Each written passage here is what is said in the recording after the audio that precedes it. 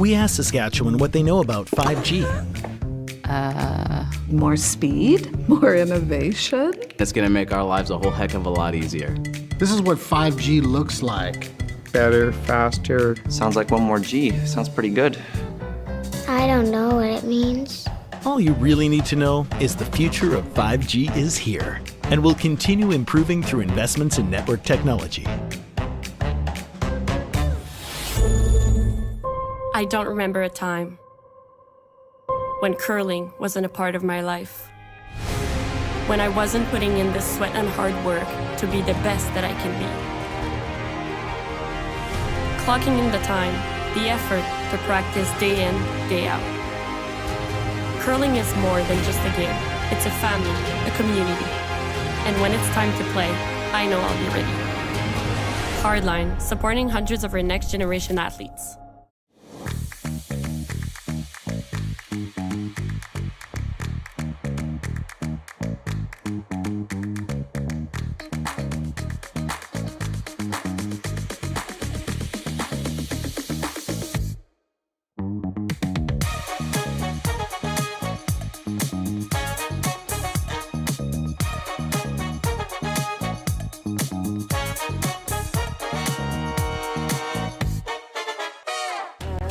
The people have spoken, the votes are in, and the players are ready to rock. At curling's first ever All-Star event, live from Nashville, April 15th and 16th, where 13 of the world's best men's and women's curlers face off for a star-studded celebrity pro-am, a unique skills competition, and an all-star skins game you won't want to miss. Got a ticket? We'll see you in Music City. Don't have one? Better hurry. They're going fast. The 2025 TCG All-Star Game. Live from Nashville, April 15th and 16th. Let's rock. Imagine being able to stream every curling game from every sheet from any event, be it your Wednesday league game, bonspiel, or corporate event. Curling Stadium offers an all-inclusive streaming solution featuring high-quality cameras, ease of use, great reliability, and minimal installation. Offering your sponsors customizable ad space on your streamed curling games and being able to sell video packages to your corporate events for increased revenue. With Curling Stadium, you can stream to any device, be it your mobile phone, tablet, or computer. Push the feed to your desired platform, be it Facebook, YouTube, or any other social media. Curling Stadium is simply the way forward. Where it's commonplace in other sports to televise every game, we want to do the same. Curling is a global sport, and it's time it gets the coverage it needs. Make your curling club the next Curling Stadium. Team Homan rocks. Team Mowat rocks. But who rocks harder?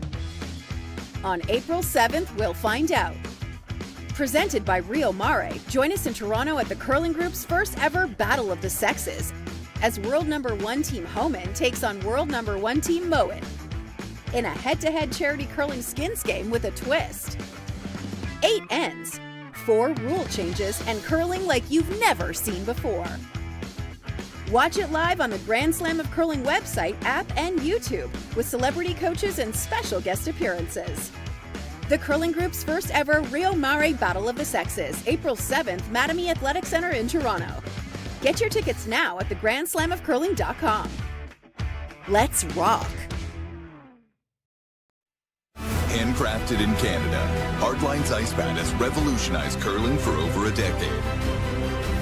Engineered with top-tier precision and durability, it is backed by an unmatched 10-year warranty. Designed for curlers at all levels to sweep effortlessly with maximum efficiency, it is trusted by the world's best curlers, including Olympic and world champions. It is quite simply the best broom in the game. Hardline. Join the revolution. Welcome to therockshop.net, the official store for the Grand Slam of Curling. Whether you're looking for the best hats, stylish clothing, fun toys, or unique accessories, The Rock Shop has it all. Shop online anytime at therockshop.net for exclusive Grand Slam of Curling gear, or come see us in person at your next event. therockshop.net, where fans find their favorite curling gear.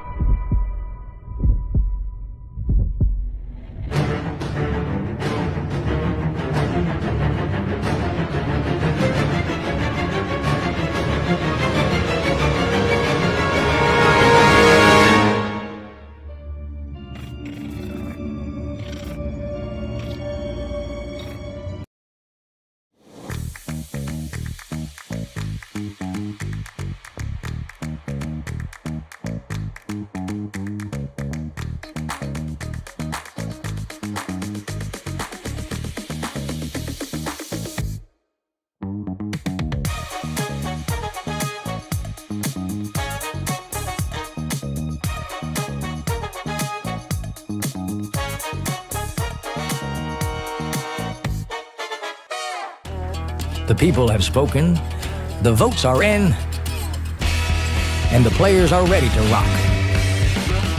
At curling's first ever all-star event, live from Nashville, April 15th and 16th, where 13 of the world's best men's and women's curlers face off for a star-studded celebrity pro-am, a unique skills competition, and an all-star skins game you won't want to miss.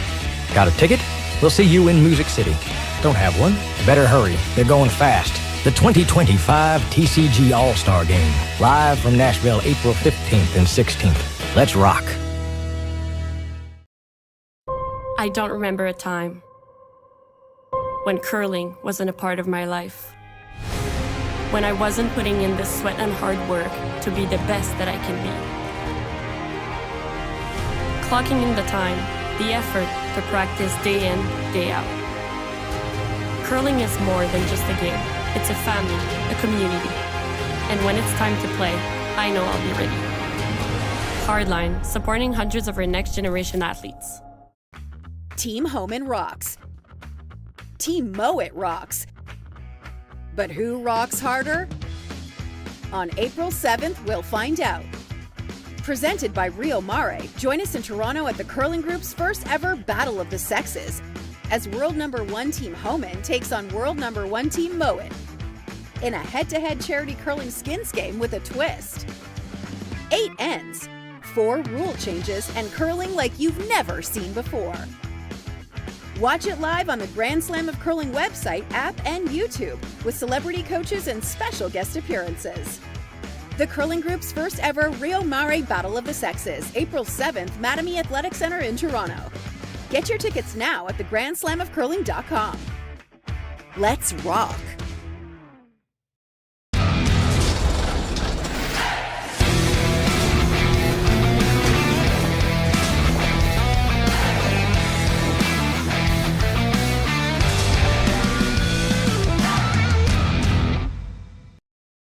Hey Ben, what's the Aztec Safety online e-learning website again? Yeah, that would be aztecsafety.com. Fire extinguisher and firefighting, we'll send that one to Paul. Ah, now here's a course I should probably take. Conflict resolution.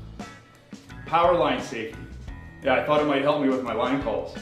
Did you know this Aztec website has over 100 safety courses? Jeez. Aztec Safety online course. Ground disturbance. Could have used that a few seconds ago.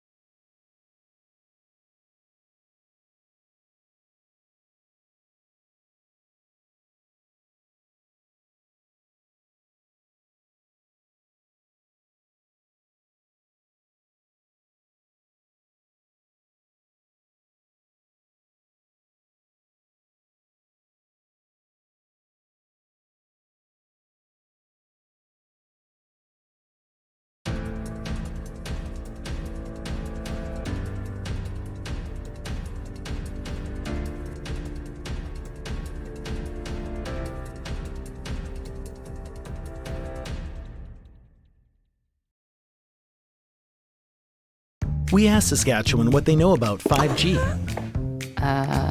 More speed? More innovation? It's gonna make our lives a whole heck of a lot easier. This is what 5G looks like. Better, faster. Sounds like one more G. Sounds pretty good. I don't know what it means. All you really need to know is the future of 5G is here and will continue improving through investments in network technology. I don't remember a time when curling wasn't a part of my life. When I wasn't putting in the sweat and hard work to be the best that I can be. Clocking in the time, the effort to practice day in, day out. Curling is more than just a game. It's a family, a community. And when it's time to play, I know I'll be ready. Hardline, supporting hundreds of our next generation athletes.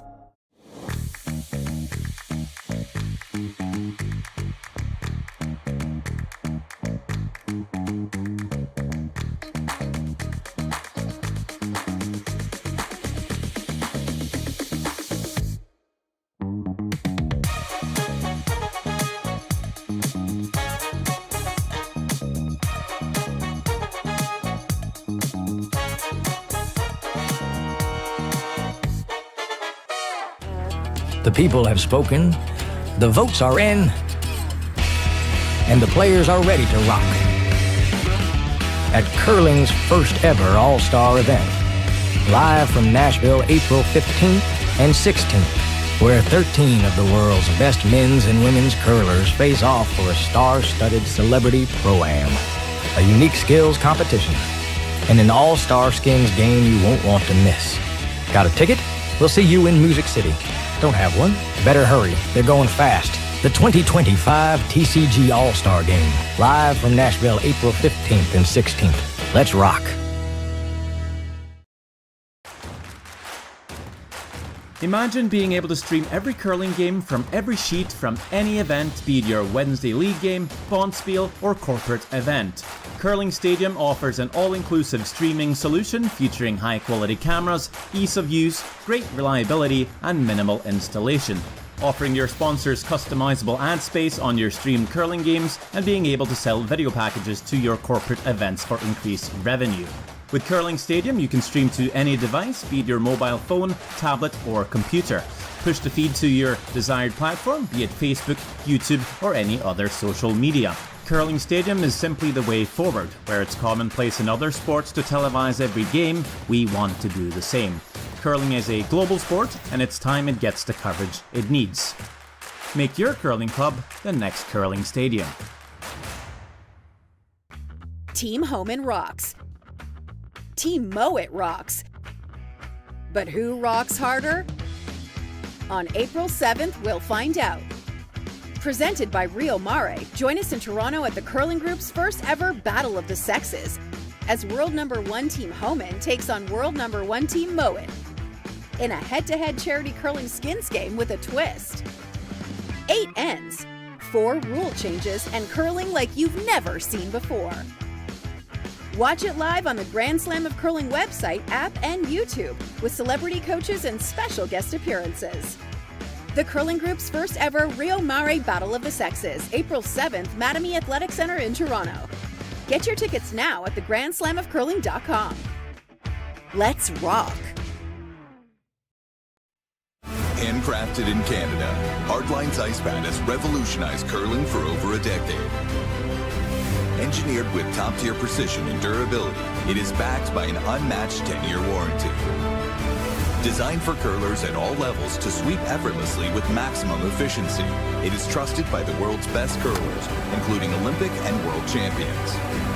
It is quite simply the best broom in the game. Hardline. Join the revolution. Welcome to the RockShop.net, the official store for the Grand Slam of Curling. Whether you're looking for the best hats, stylish clothing, fun toys, or unique accessories, the Rock Shop has it all. Shop online anytime at therockshop.net for exclusive Grand Slam of Curling gear, or come see us in person at your next event. Therockshop.net, where fans find their favorite curling gear.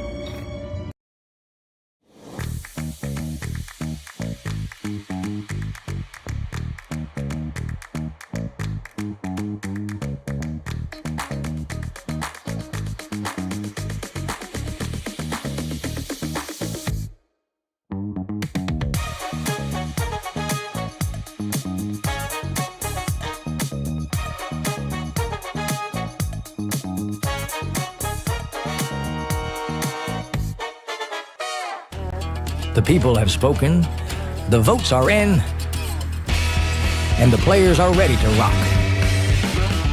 At curling's first ever all-star event, live from Nashville, April 15th and 16th, where 13 of the world's best men's and women's curlers face off for a star-studded celebrity pro-am, a unique skills competition, and an all-star skins game you won't want to miss. Got a ticket? We'll see you in Music City. Don't have one? Better hurry. They're going fast. The 2025 TCG All-Star Game, live from Nashville, April 15th and 16th. Let's rock. I don't remember a time when curling wasn't a part of my life. When I wasn't putting in the sweat and hard work to be the best that I can be.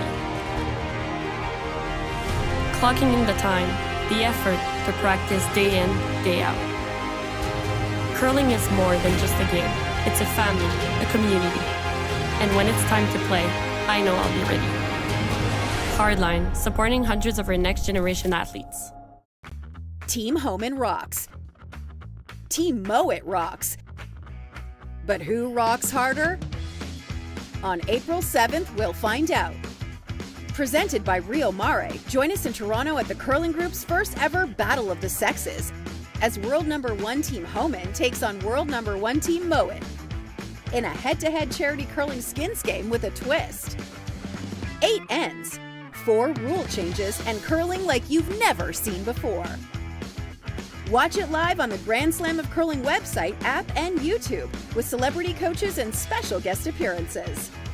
The Curling Group's first ever Rio Mare Battle of the Sexes, April 7th, Mattamy Athletic Center in Toronto.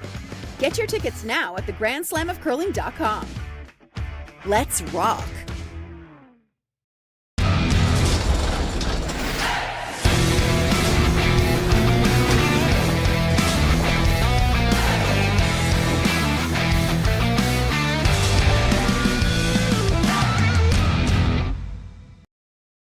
Hey Ben, what's the Aztec Safety online e-learning website again?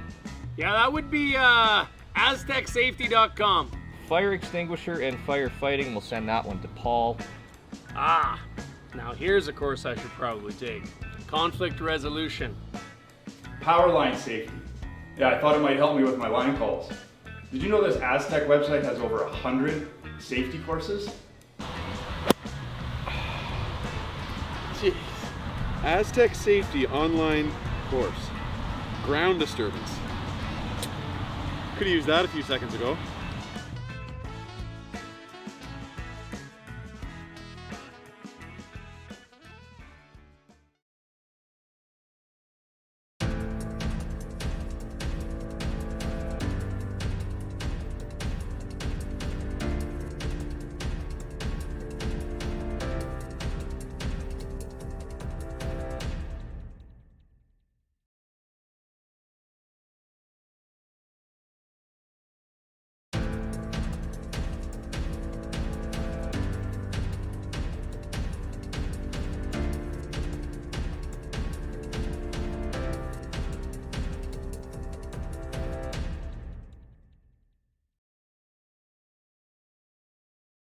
We asked Saskatchewan what they know about 5G.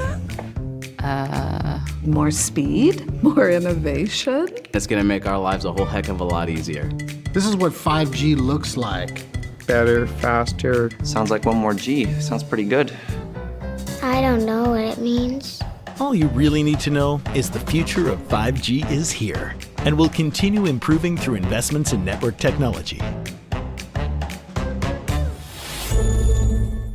I don't remember a time when curling wasn't a part of my life.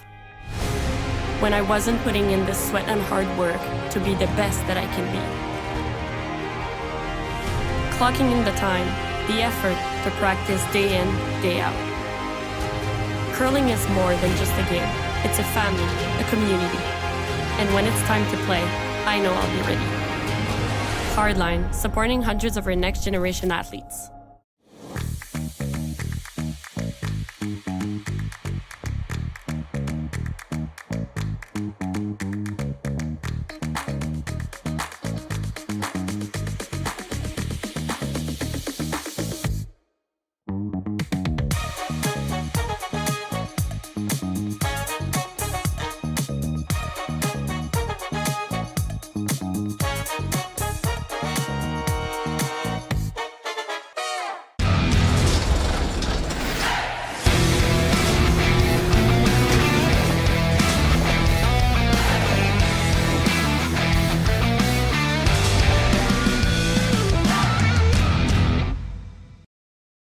Welcome to the RockShop.net, the official store for the Grand Slam of curling. Whether you're looking for the best hats, stylish clothing, fun toys, or unique accessories, the Rock Shop has it all. Shop online anytime at therockshop.net for exclusive Grand Slam of curling gear, or come see us in person at your next event. Therockshop.net, where fans find their favorite curling gear. Hey Ben, what's the Aztec Safety online e-learning website again? Yeah, that would be aztecsafety.com. Fire extinguisher and firefighting, we'll send that one to Paul. Ah, now here's a course I should probably take. Conflict resolution. Power line safety. Yeah, I thought it might help me with my line calls. Did you know this Aztec website has over 100 safety courses? Jeez. Aztec Safety online course. Ground disturbance. Could have used that a few seconds ago.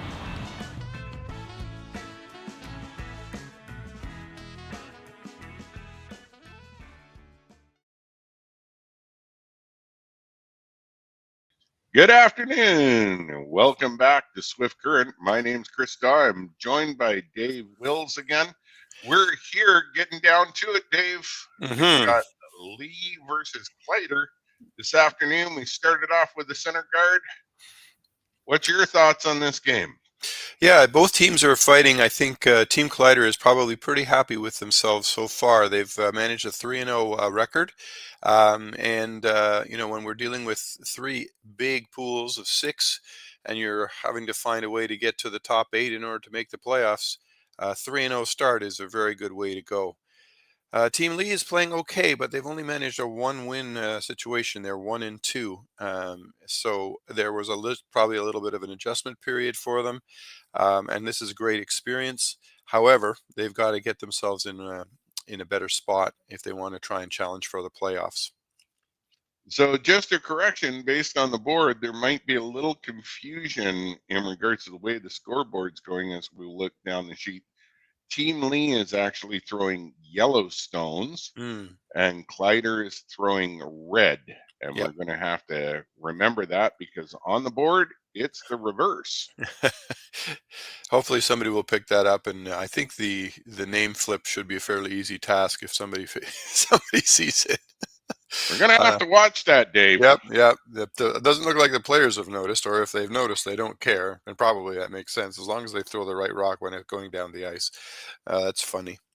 So I made my $1.49 for this game by picking up on that mistake. Yay, me. You've done a really great job so far. So yeah, it's an interesting early though. Yeah. The vast majority of curling clubs that have red and yellow rocks have red at the top of the scoreboard and yellow at the bottom. My club, for whatever reason, at home is the reverse. So I keep looking at it going, why on earth is red on the bottom? But yeah, it's almost always red on top. And then, yeah, the teams are definitely throwing opposite color from where their names are sitting. So should be easy. So Lee here looking to put up the center guard. Yep. As he's got early control, I guess, of the house, but first and only. Yeah, well, Team Kleiter has managed to get rid of the centerline guards without too much fuss. I think there was probably an idea that if they threw it and hit just perfectly, they might get rid of a yellow in the house. So far, no luck. However, they're working on that, and in the meantime, Team Lee is going to defend their position. The other thing that's nice for Team Lee is they have hammer, so they can start thinking about how they can position their rocks to guarantee themselves a chance at 2 or even more. 100%. And in WCF rules, remember, if you can't change colors. If you throw the wrong rock, you can replace it, but once you played full out, you can't switch rocks. So they have to switch names. Yep.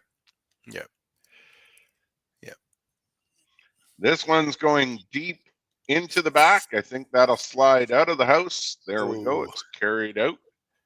Well, strategically, it was a great idea to add another rock to the house, but that being too heavy means that they're now offering Team Kleiter a way out of jail. And we called a game on this sheet, and we're going to watch for those runs and that late break as the game progresses. Well, Matt Hall's second. And basically the task is to get rid of at least one yellow, maybe even both. Oh, just barely misses. So now distance will come between the two stones, I would believe. Now Team Lee will definitely split the house, so they have one on either side, making it difficult to get rid of both. And I think hopefully hold their breath as the end reaches this conclusion that they'll have a chance for two on the last rock. Well, it's a nice controlled weight. They're not working the rock really well. Now they start to work it. I think that maybe be, for me, that's a little bit closer than I would like. Let's see if they're going to drag it deep. Yeah, once they level them out, it does offer Team Kleiter the chance to try and do something cute like a freeze. But at this point in the game, when both teams are still learning a little bit about the lines and the ice, they're going to play it conservatively and try a very long cross-house double. And if it doesn't work, at the very least, removing one. I'm not sure if either one of these teams have played on this sheet prior to this game. We'd have to check into that. Yeah, I can't tell you either. Well, actually, no. Actually, I think I can, because if I'm not mistaken, I've been doing the commentary on sheet 3 for all of my games, and I did have Team Kleiter yesterday. So I think maybe Team Kleiter might have a slight edge in that sense, we're having already played here. And I cannot tap my memory and ask myself, did they throw red or yellow rocks? Sorry. Well, Dave, next I'm going to hold you to that one. Yeah. I need to make better notes. So that was a nice takeout rollover. So we'll see if they answer. I would like, if I'm calling it, I'm going to look to take the red stone out and roll over to the opposite side and make sure that I stick around. That's the big thing. Yeah, hit and stick. They can roll away from the yellow, from their own yellow, as long as they stick in the house. Ultimately, it just needs to be somewhere in the rings.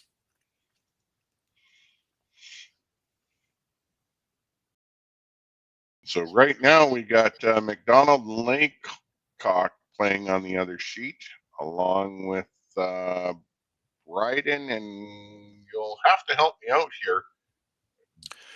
I can't tell you from just now. McDonald, Laycock, and is it Team Bryden and Gozgen? Oh! That's the Dutch team. Yes. Walter Guskens. Yeah. Guskens. Yeah. That's right. Yeah. And then we've got Kaloff and Wendling on the other sheet. Yeah, Dustin Kaltoff. Yeah, probably the youngest skip in the crowd. I'm going to go ahead and guess. He's a fellow that I've come to know quite well through his work with the juniors with the Canadian program, and he was in Kelowna at the Briar. He's a dynamic player who's been involved in curling at a lot of levels. Really terrific to see him here.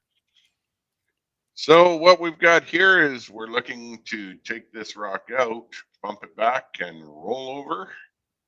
And that's what we're going to get. But it rolls a little bit too far and rolls out. So maybe a blank end. Yeah, sadly, Team Lee surrendered the chance to get two by hitting and rolling out on the first skip rock. As a result, yes, Team Kleiter is simply able to remove the final yellow stone, and now, obviously, in the choice between 1 point or blank, blank always seems to prevail. So we'll throw a nice shot to watch the lines and learn a little bit from it, and watch it sail right through the house.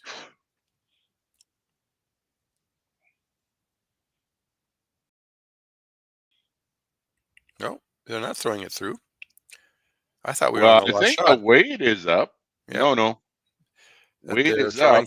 They're trying to freeze. Use that back rock as a bit of a backstop. No, that's not too bad. Sorry, for some reason I thought we had got to the point in the end where they were just on the last skip rock. I jumped the gun. That's okay. It happens. So now we have Kleiter throwing to remove and hopefully stick around so that he forces the Koreans to deal with his rock in the house. There's no guards, so things are easy to manage as long as you have your lines right.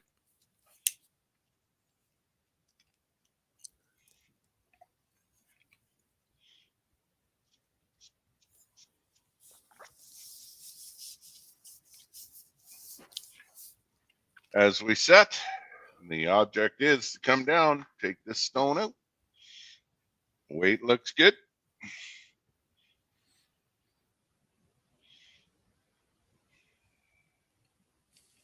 Has it over curled? No. That looks pretty good.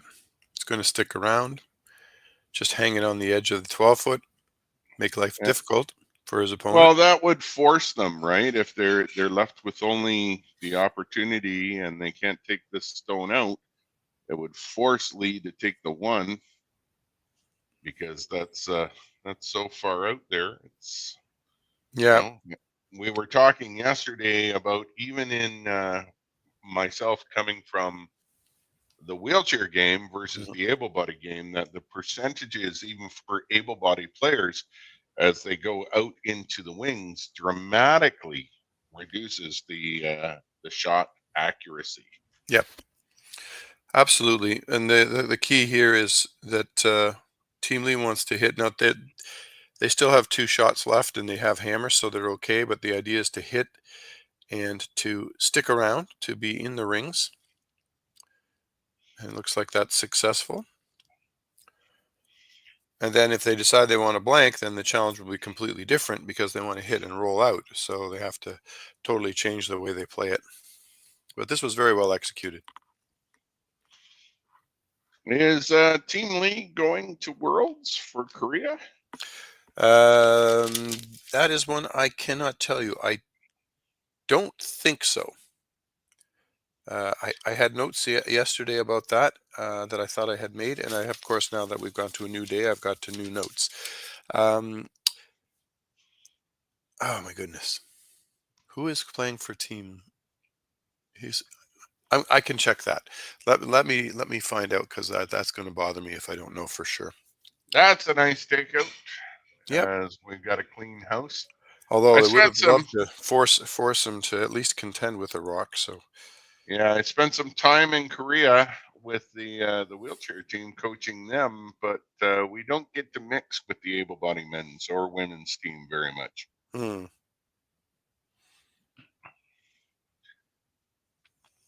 Okay, so the team from Korea is, no, it's not this team. It's Team Kim. And you see him throw through, so we're aiming up for the blank end here. Although I will tell you, interestingly, no, there we go. No. Sorry to interrupt, Dave, but here we go. We just saw them switch the names on the board, so yeah, now the colors are right. Pardon me. The colors were always right. It was just the names that were all messed up. Pardon me for interrupting. No. By all means, I have pulled up the information for the men's worlds, and here's an interesting thing, which is probably why I was having trouble deciding what I remembered, is that 3 of the 4 gentlemen on the ice are going to the worlds, but not the 4th, and the 4th is the skip. Interestingly, so the skip of the team at the worlds is Hyojun Kim, and then the other 3 who are on. Sorry, Hyojun Kim is going. He's playing Vice. Goodness gracious, what on earth is going on? So the skip who's playing here, that's right. The skip who is playing today is not going to the Worlds. His Vice, who is playing today, will be skipping at the Worlds, as will the 2 front end players, Jinhoon Kim and Jungmin Kyo, are both playing at the Worlds. And let me have a look at their alternate. No, it's not. He's not here either. So 3 of the 4 guys on the ice will be going to the Worlds, not the skip. And there will be a slight order change when they get to the Worlds. So this is, I suppose, a good experience for some of them, getting themselves accustomed to Canadian time zones and some good ice and good competition in preparation. But strangely, the fellow playing skip will not be going, or at least not playing at the Worlds, from what I can tell. Well, we want to congratulate Team Homan this morning, Team Canada, qualifying for the gold medal match after beating Korea. Yeah, that went to an extra end. Yeah, extra end. And in fact, they had to steal in order to win that game. Oh no, or did they? Did they have hammer? I can't remember. Either way, Rachel did not have to throw her last rock. That part we know. So I suppose they must have had hammer. But it was super to see that they did that. Certainly, the Korean women, Team Gim, is very, very powerful. And in fact, one of the losses that Rachel sustained during the week was to that team. They also met that same team in the finals of the Pan-Continental, and Canada prevailed again on the very last shot. So they have a great rivalry. Skip's final stone here. No, I'm sorry. First stone in this end. We're getting all mixed up here, David. Well, it's a relaxing Saturday afternoon. I hope too many of our listeners are being patient with us here. Well, it's afternoon maybe where you are. It's not even noon yet where I am in BC. So he throws up the corner guard. Are we playing the second end? We are in the second end. Oh, we didn't go to break. That's why I'm a little bit mixed up here. Okay. All right. Well, that's my bad. The production team will get on me for that wing. Yeah. So there's a corner guard going up for the Korean team because they retained hammer after the first end. It was a blank. They've retained hammer and they're playing the standard sort of textbook center line guards and corner guards. The corner guards are an attempt to keep the play away from the center, and that's very, very typical. And Team Kleiter has thrown one rock into the house, probably wishing that it was a little closer to center. And then this one is coming down in an attempt to put a guard in place. Not really a very effective guard, at least not for the one in the house. And now Team Kim is electing, Team Lee. And you got me saying Team Kim because that's the name of the skip at the Worlds. Team Lee will try to hit and roll underneath. All right. Well, I think we're all fixed up. The board's right. The rocks are right. The names will get down. Now we just got to get our commercial breaks ready as we go. And the release of the stone.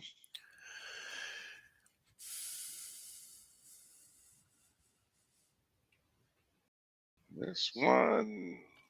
So it's curling nicely and it will roll somewhat. Probably not quite as far as they wanted, but it's certainly a perfectly useful shot and has taken away the momentum that the Kleiter team was trying to establish.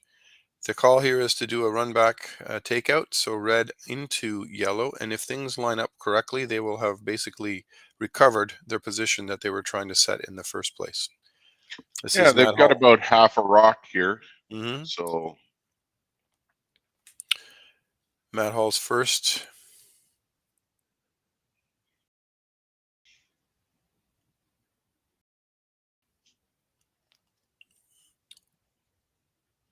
So they have successfully removed the yellow rock. Unfortunately, they haven't set up a guard in front situation, and Korea will just come back and play another hit and roll. would it have been more advantageous for that top rock, red rock that's in guard position to roll on? Yeah, if it was going to roll that far to the side, I think you're right, Chris. I mean, it's really just providing a guard, not quite a corner guard, I suppose, but a guard away from center. So this will roll. How far will it roll? Looks really nice. Leaving only about a third of the rock. Nice shot.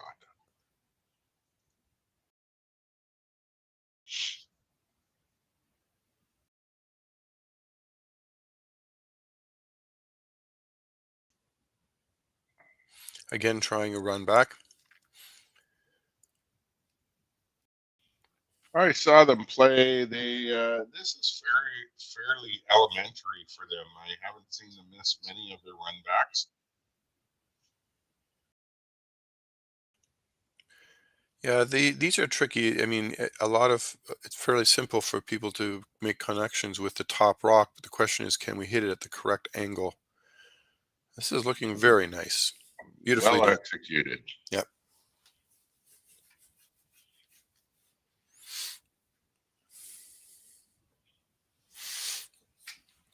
All right. They are going to address this. Now, several of the teams yesterday were not addressing the guards early enough, which was getting them into trouble, making the ends a little bit more complex. But this time, they're going to get rid of this fairly quickly. Well, it appears that it's in such a good spot that they have to do something about the one on the top. And yeah, there you go. It was hit just on the wrong angle.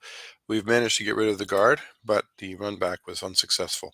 So gives a chance for Team Kleiter to just come right back with another guard. It's not quite in the center of the house. Ultimately, the middle is more or less wide open as we get closer to the end. But if Team Kleiter's goal is to simply force Team Lee to one, they're on the right track. Another good guard here will go a long way.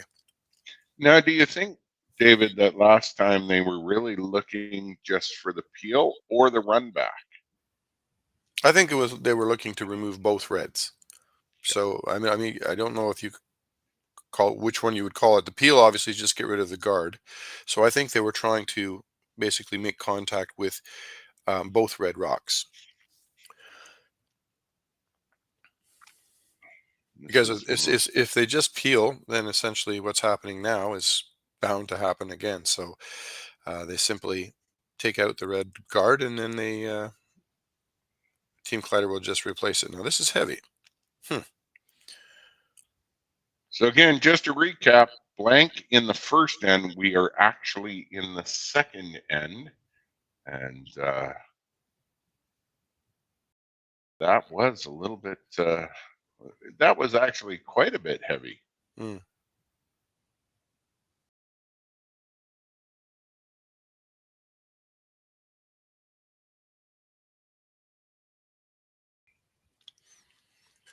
Right. The idea was to guard it up and essentially keep things clean. It looks as if this is a fairly straight run back, which will give the opportunity for Team Lee to have both reds gone and to stay in the house.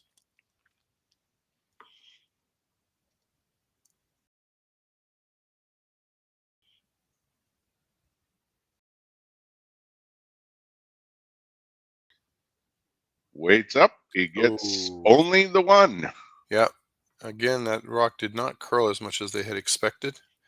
If we see that on the replay, if we can get that. You see it come down and it just curls a little bit too much for them and pops out the opposite side, missing that missing the back red stone. Well, Team Kleiter has to decide now whether they'd like to split the house or they can guard again. It looks as if they're electing to split the house.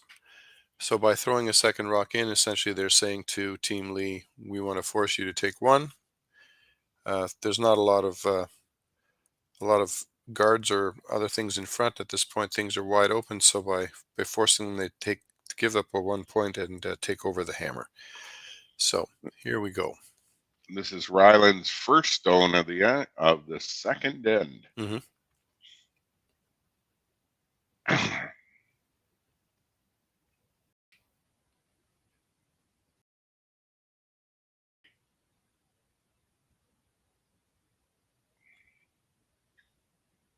Might have given it a little bit of an extra push right at the end, thrown into the sweeper's hands.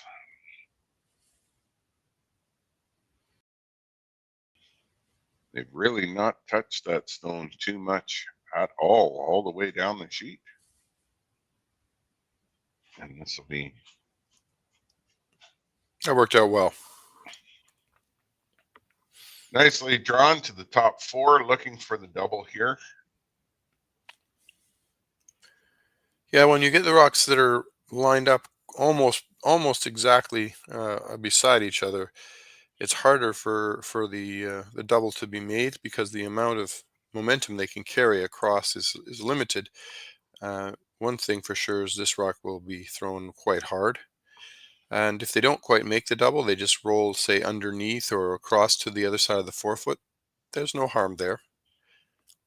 Yeah, we had one takeout yesterday thrown hard enough to skip over to the other sheet. Yeah. So I don't think we need that much weight, but I think you're right. This one's going to be traveling at some speed.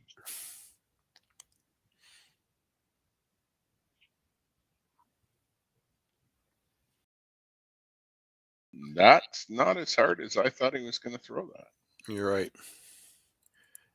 Using the out turn, they are going to make contact and roll. Really nicely done. Did he get it out? No. No. That little bit of down weight is what prevented that from carrying that red rock out. So still a nicely executed shot. Very, very good line. Yeah. Opportunity to force them only to take one on this takeout. Mm-hmm. Yeah, Rylan's got to come down and remove the yellow and basically ensure that he stays in the house somewhere. And from there, I think it will just be a straightforward shot for Team Lee to take their one.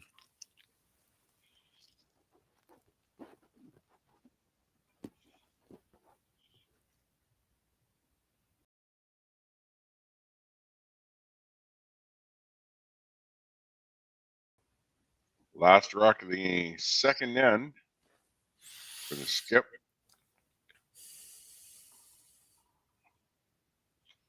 Line looks pretty good.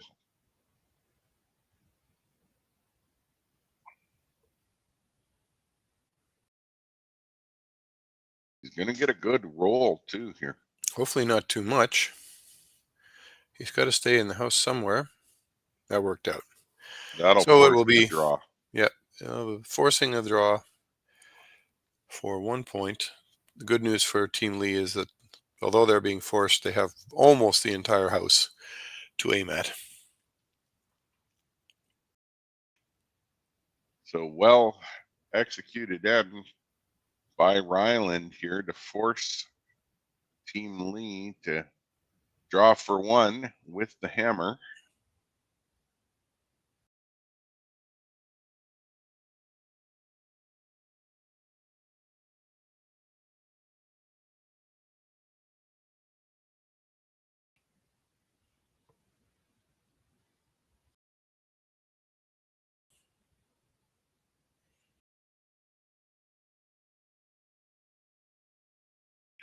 Line and weight look pretty good.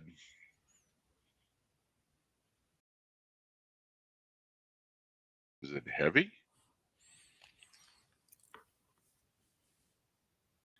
And Leo get one. We'll be back after this break.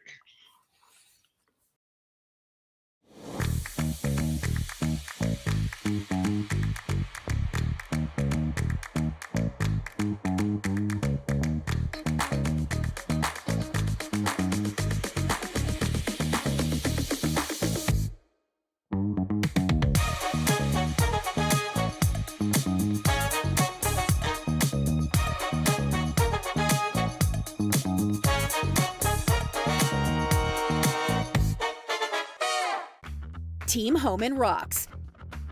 Team Mowat rocks. But who rocks harder? On April 7th, we'll find out.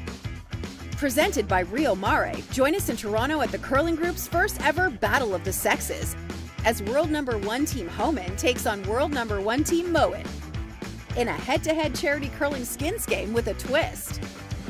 8 ends, 4 rule changes, and curling like you've never seen before.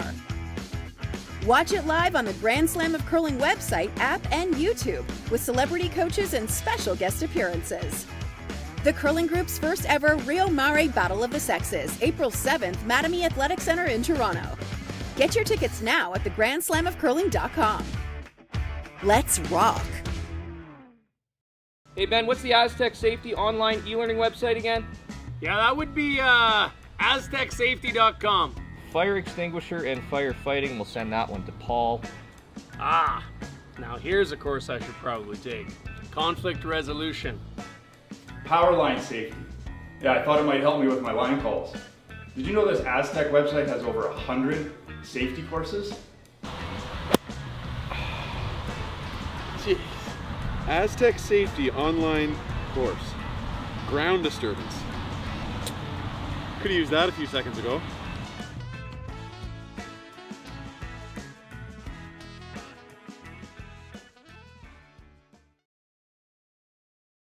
Welcome to the RockShop.net, the official store for the Grand Slam of curling. Whether you're looking for the best hats, stylish clothing, fun toys, or unique accessories, the Rock Shop has it all. Shop online anytime at therockshop.net for exclusive Grand Slam of curling gear, or come see us in person at your next event. Therockshop.net, where fans find their favorite curling gear. Welcome back. We are in the third end, and last end, Team Lee was forced to take one. As we move in to this end, what's your thoughts so far, David? Well, it's been a fairly straightforward play so far. A few misses that were a little bit unexpected. Primarily, it seems related to their ability to figure out the lines. That seems to be a theme this weekend with this event, where we've seen teams sort of adjust early on to what the ice's demands are in terms of weight and line. But it doesn't usually take very long before they fall into a good routine where they've got things figured out. Team Lee has thrown up a nice centerline guard in an attempt, obviously, to set up a way to steal, to put some pressure on their opponent. Interestingly, Team Kleiter responded not by going away to the wings, to the outside, but staying in the center and using that guard. So the game is on here. We're looking at a number of probably soft weight shots that are going to come around the center guard and try and set up some good angles and small bumps with rocks in the forefoot. And that's exactly what we get on the lead second stone, just creating a little bit of space between the red, the yellow with the red. So now they're going to come down, and looks like they're going to play the little bit of a bump and a roll. Yeah, Team Lee will remove one of the red rocks. I don't know that they'll throw a huge weight on this, but they'll definitely throw enough to remove it from the house, and the goal is to roll underneath the high guard that they set for themselves. And that will definitely make things difficult for Team Kleiter. They've got to sort of either consider getting rid of the centerline guard or manufacturing a little bit of a better angle situation. We'll see what happens based on this shot. Well, a nice hit, not quite as much of a roll, and now there's a double available.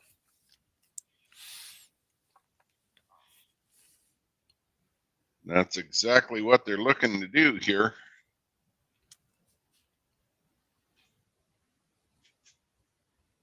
Just making a little bit of a note, make sure I don't lose track of the score here.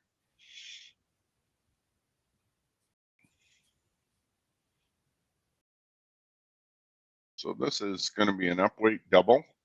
I don't think there's any risk of losing the rock, the red rock at the back.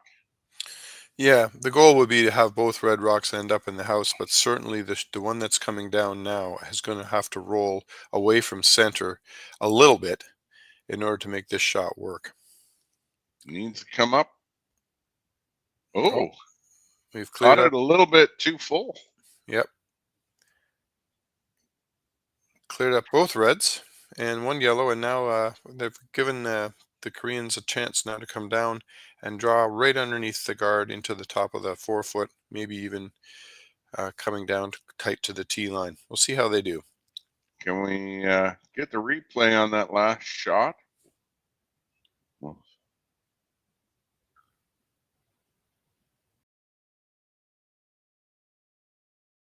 perhaps not. Yeah. So a little There in-turn we go. draw.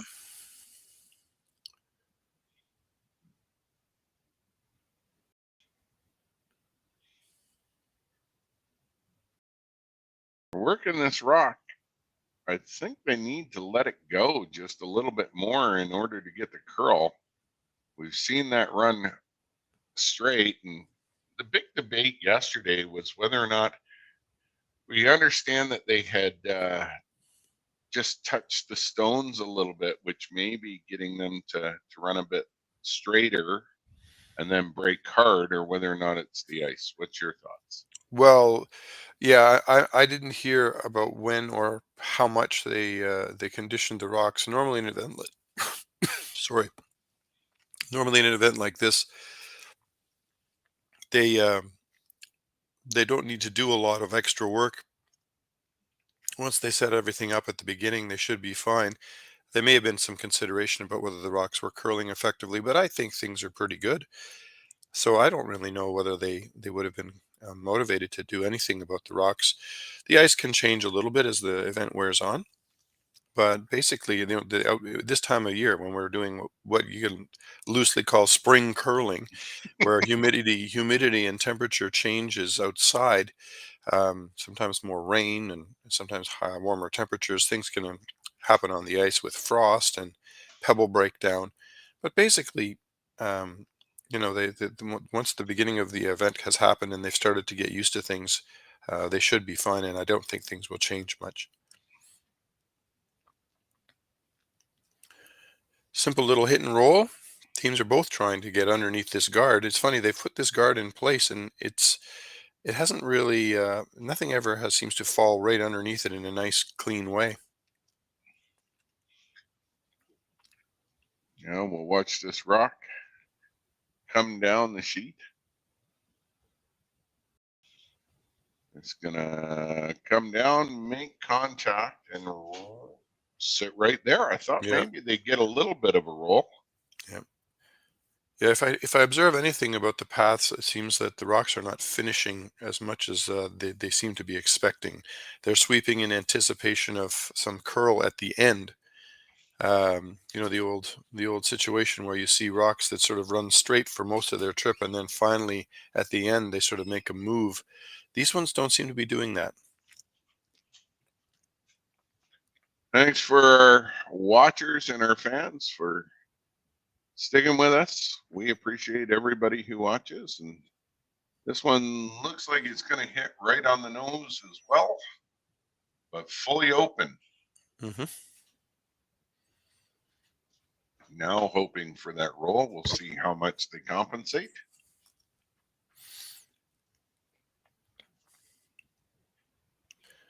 Well, the easy part is that they can play fairly quickly because the calls are simple. They know exactly what they need to do.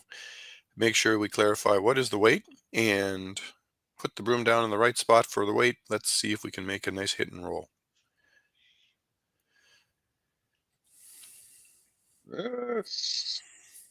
Stick it out there a little bit. Trying to help it curl without success. Going to roll the opposite way. Yeah. And out, actually. Well, that's a bit of a surprise, I think. I think they held the line too much, didn't let the rock take any curl at all. Yeah. No, I think they were attempting to help it curl, but I don't think it worked. Certainly from our perspective, looking down the sheet, that rock did not move much at all.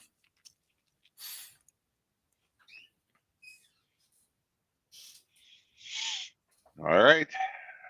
Vice is, I think, is first of this end. Could be a second. See the Korean player slide right in the back. Yeah. Well, we're just looking at a simple hit and stick. There's not much chance that's going to roll away. Yeah. I was going to say there's not much chance of rolling all the way underneath the guard. And I think both teams are struggling to get the rocks to finish the way that they want, or whether they expect. That one certainly didn't. The one before certainly didn't. So now it's going to be a bit of a challenge. They have to try and find a way to get this shot under the guard, getting the line right, and then obviously the weight just to bring it to the top of the button. Full 4 foot and top of the button would be the goal, I suspect.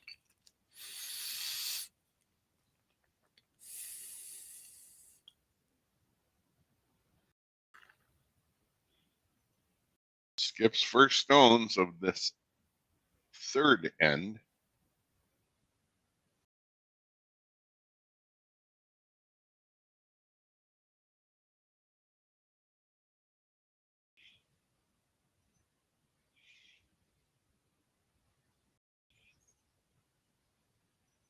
They haven't swept this rock at all. Mm-hmm. Well, they have loads of room to get by the guard. Now it'll start to finish just about halfway through the free guard zone. Does it start to break? That didn't break very much. It's hard to see how much is exposed. About quarter of a rock, maybe. And they'll aim. I think the call will be just to aim and come sit on top of it. Mm-hmm. I've also just noted that after we had that interesting chat about who's going to the men's worlds and what positions they're playing, and that the person listed, Hyojun Kim, as the vice for this event, that's him wearing the red jacket behind the house, and he just threw the skip rock. So I think they have actually switched their positions as they were originally listed for this event, and perhaps just in an effort to get some practice in throwing skip rocks, Hyojun Kim is throwing the skip rocks here for us today. So we get to remember who's doing what, I guess. Well, there's been lots of changes from the name to the position to, I think only the color of the stones has been familiar. This is a lovely little shot. Yeah, well, he'll Rolling definitely over. remove the yellow and even stick around, which is nice, forcing the team to the Korean team to deal with it. So we could have another blank end here, depending on where this stone goes. Yeah, the idea of hit and roll under cover becomes a lot more difficult when a rock is that deep in the house and that far off center. But let's see what happens. First things first, they have to make contact and hopefully stick around, forcing Team Kleiter to deal with the rock in the house.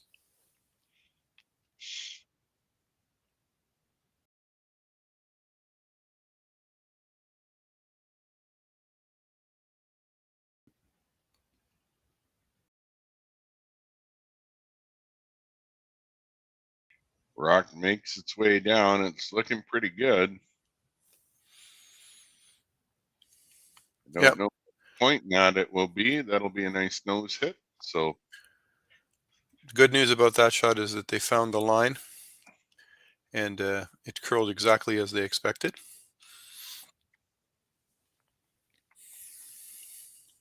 So we anticipate a hit and a roll out in order to blank the end and retain hammer for Rylan.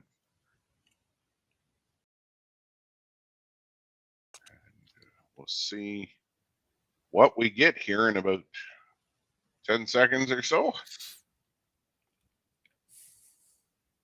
Last rock of this third end.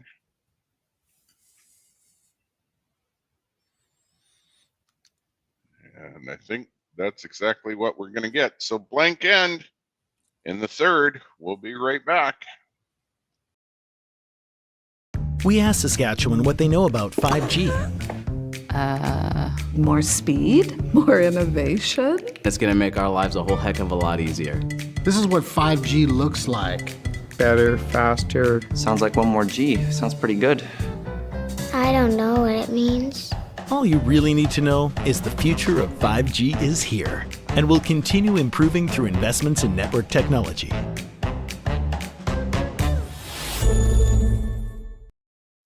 I don't remember a time when curling wasn't a part of my life. When I wasn't putting in the sweat and hard work to be the best that I can be.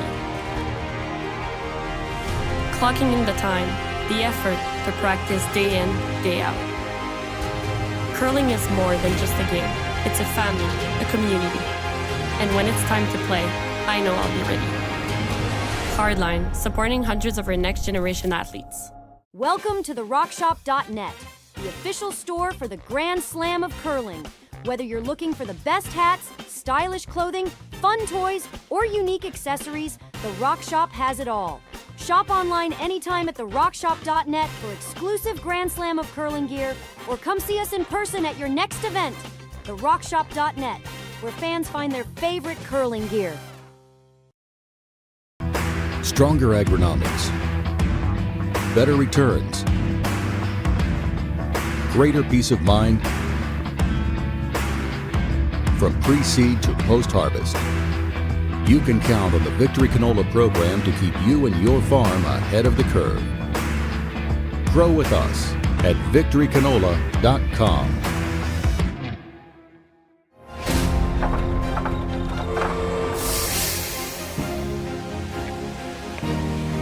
I have an idea.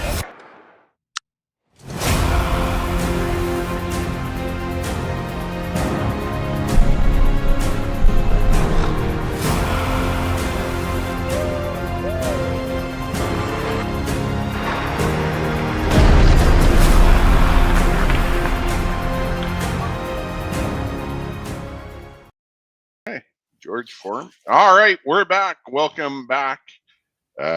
Give a little bit of a recap of blank end in the first. Team Lee took one in the second, blank end in the third, and now we're playing the fourth with the score 1-0 for Team Lee. Yep, and Team Kleiter has retained the hammer.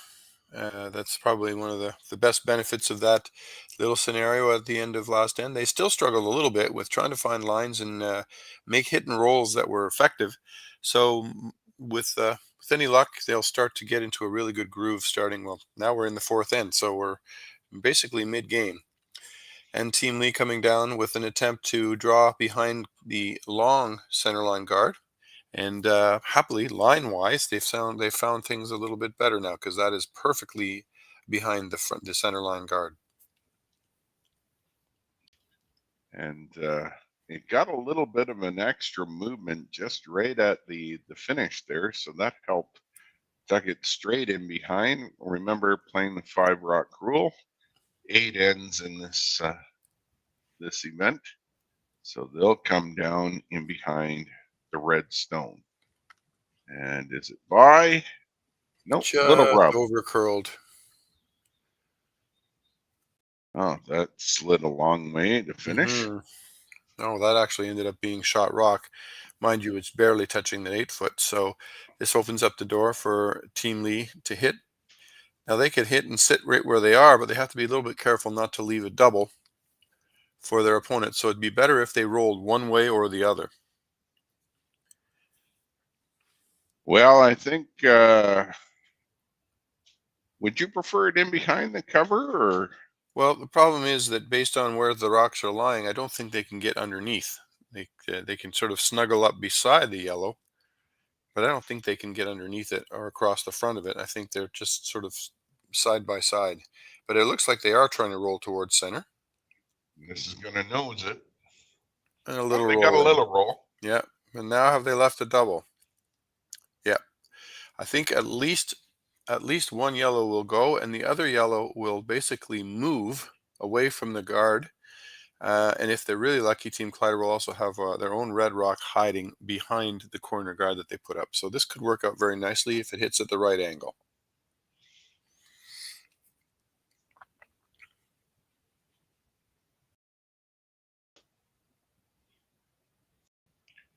Watching the rock make its way down. It's got to curl a little bit more, and I think they're going to get what they need. It looks like a decent shot, but just underway. Yeah, they needed to hit a thicker portion of the target rock. They didn't remove either of the yellow rocks, and so now that's a problem.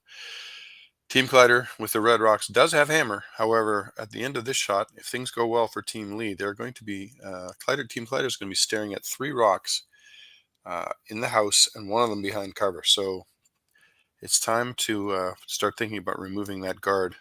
Let's see how we do with Team Lee's draw.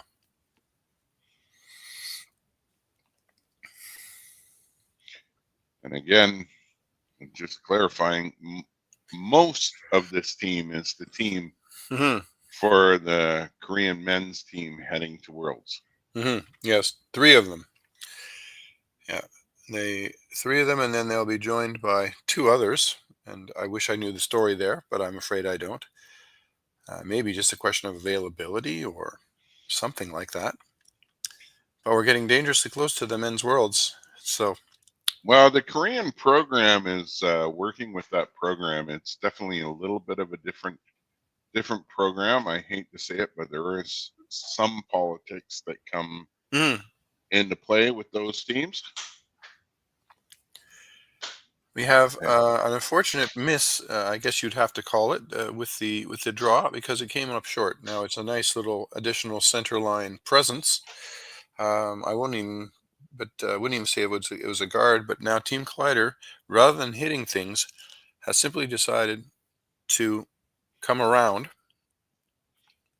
And if they can successfully draw into the center behind both of those center line guards, they will make things very difficult for their opponent.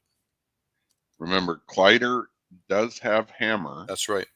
And the scoreboard on our board is correct now. So that's, thank you to the production team for getting that fixed. Another rock coming up a little short. I guess this is better than the first attempt, but both teams are struggling to figure out the speed in this line. And sadly, it didn't really curl enough to get out of the way. So it appears that we have a shot to make a play on the red top 12 and sit 3. Oh, they're drawing. That's an interesting choice. I mean, I wouldn't want to. You could control the front of the house a little bit better if you remove the red stone. Again, not having the hammer. But I guess drawing in behind cover forces Kleiter to, I would think after that he'd just peel and open the front, would he not? Well, he may do. It'll depend on where this rock ends up. Both teams are having trouble getting the rocks to finish and hide effectively behind these guards. So if they throw it around the guard and it hides well, they'll have to open things up. They won't have a choice. But if there's a piece of the rock available or an opportunity to draw in, my guess is Team Kleiter will take advantage. So it comes down to where we are with this rock, where it finishes. Top 4 would be nice. Top button. Here comes the rock. Not really working the rock that much, so the weight looks reasonable, or at least they're happy with the weight. Now it's got to finish. And that one's... Line's good. Is it going to finish? T-line weight. Okay. Well, the only downside of that is that Team Kleiter has realized quite quickly. Rylan stepped up immediately with his broom and said that isn't deep enough that we can just throw down to it. And if we bump it even 6 inches, I think that they'll sit shot. So let's just see how they do. Again, it comes down to getting this combination of line and weight correct, both from the call side and from the throw side. So let's see how they manage.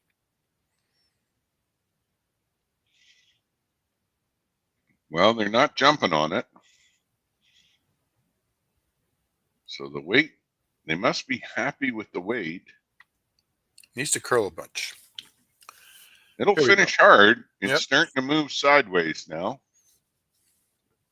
Get the little, looking for the freeze, and that's what they moved it a little bit. Just a little bump, but pretty good. No, that's a very useful shot. I mean, there's so many different things that can happen now for Team Kleiter with that red rock. It's very hard to remove. The best thing that Team Lee can do is to come down and basically add to the pile and try and set up some good angles so they can tap and move rocks around.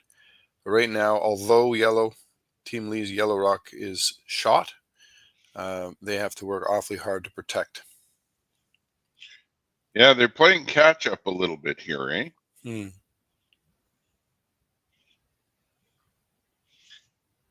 Repeated last shot. Last 2 shots, actually. So that's placed nicely. So Team Kleiter is looking at that in terms of the physics and just saying if they hit it on the outside, they should be able to move the red rock back onto the button. But they're also obviously looking at a number of choices. Here comes the entire team to have a chat.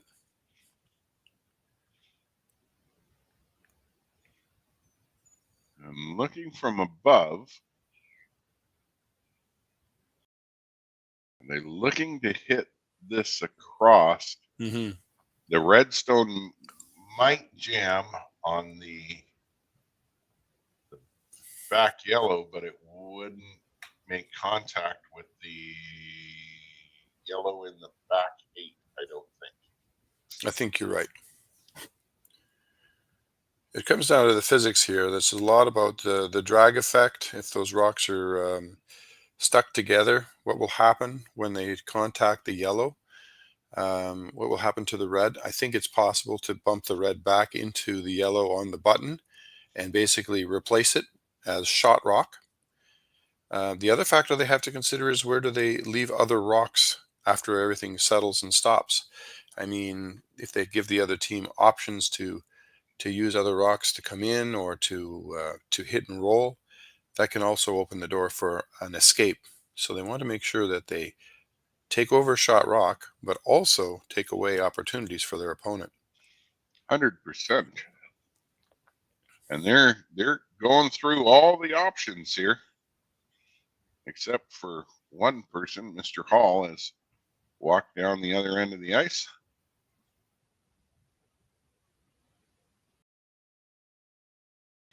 They've decided something.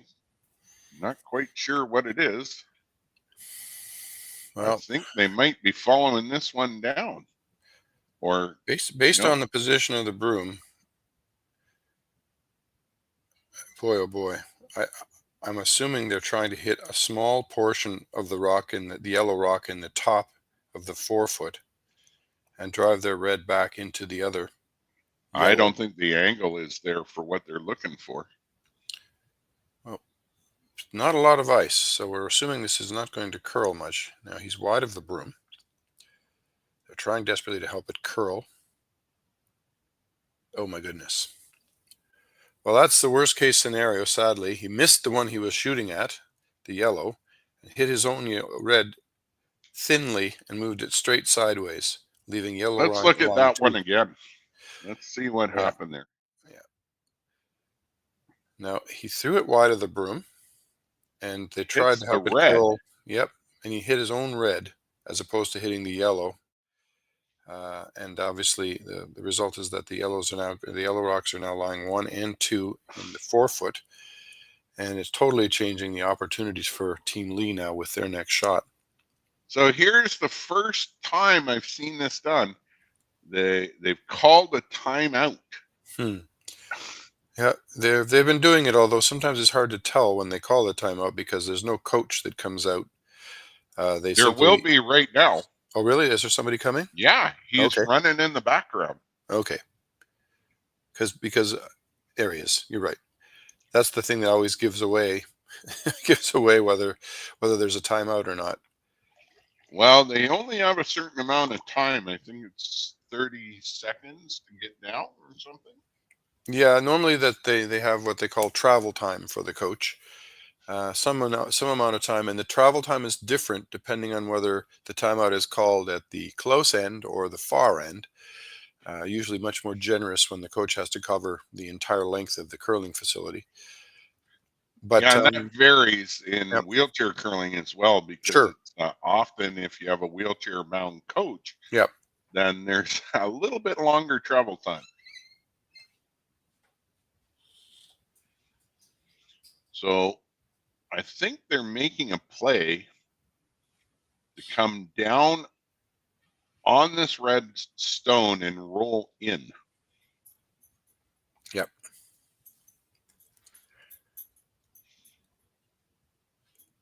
Which would definitely put the pressure on. Remember, Fighter has hammer in this end. Yeah, this isn't a situation where they're paying a lot of attention not to their own options, but to what they think their opponent might want to do.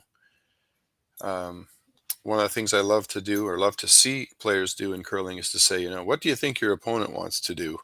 And what can you do to make life difficult for that particular idea? So this one, if they can take out the red that they've got basically right beside the target broom and roll toward the forefoot, they'll really take command in this situation.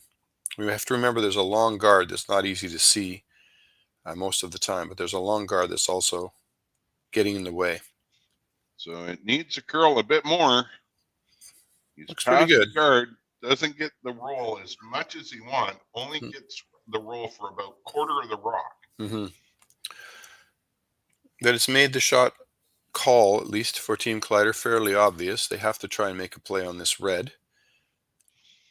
It's not entirely accessible. I'd say it's probably about 3/4 visible. And they have to hit pretty much everything they can see. This will be a tough shot. I saw a little peek over on the Laycock game, and Mr. Laycock looked like he was getting beat up on there.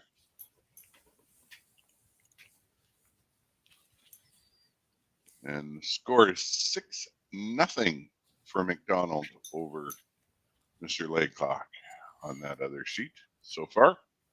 Yeah, it's hard for us to see. I guess you can see on the one board. It's hard for us to see the scores of the other sheets. All right, here we go. Intern with a fair bit of weight, trying to drive the red back into the yellows. Okay, that's a pretty good start. And he got second shot out of it. Mm-hmm.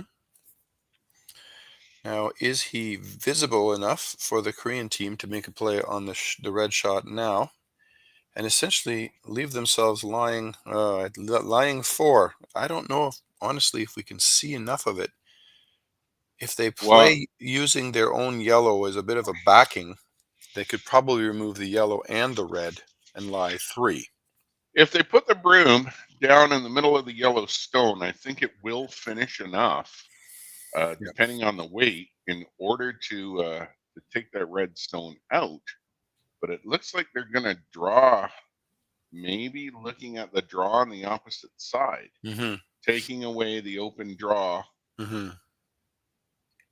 That's another acknowledgement of the interests of their opponent in saying, well, if we play on the one side where all the rocks are, we leave the other side wide open for our opponent to simply draw at the end. So it's not a bad idea. Top forefoot. Yep, he's got it. He put his broom top of the forefoot or the top of the button. Ideally, this shot should be just far enough into the forefoot to be second shot, and hopefully tucked a little bit behind the guard.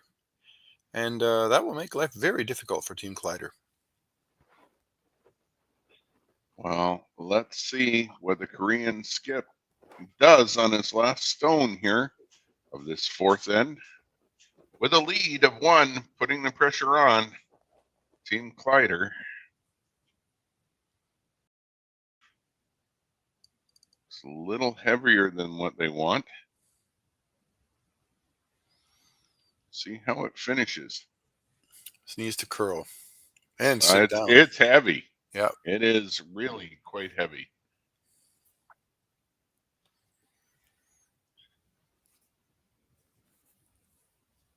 I guess that's the advantage I have.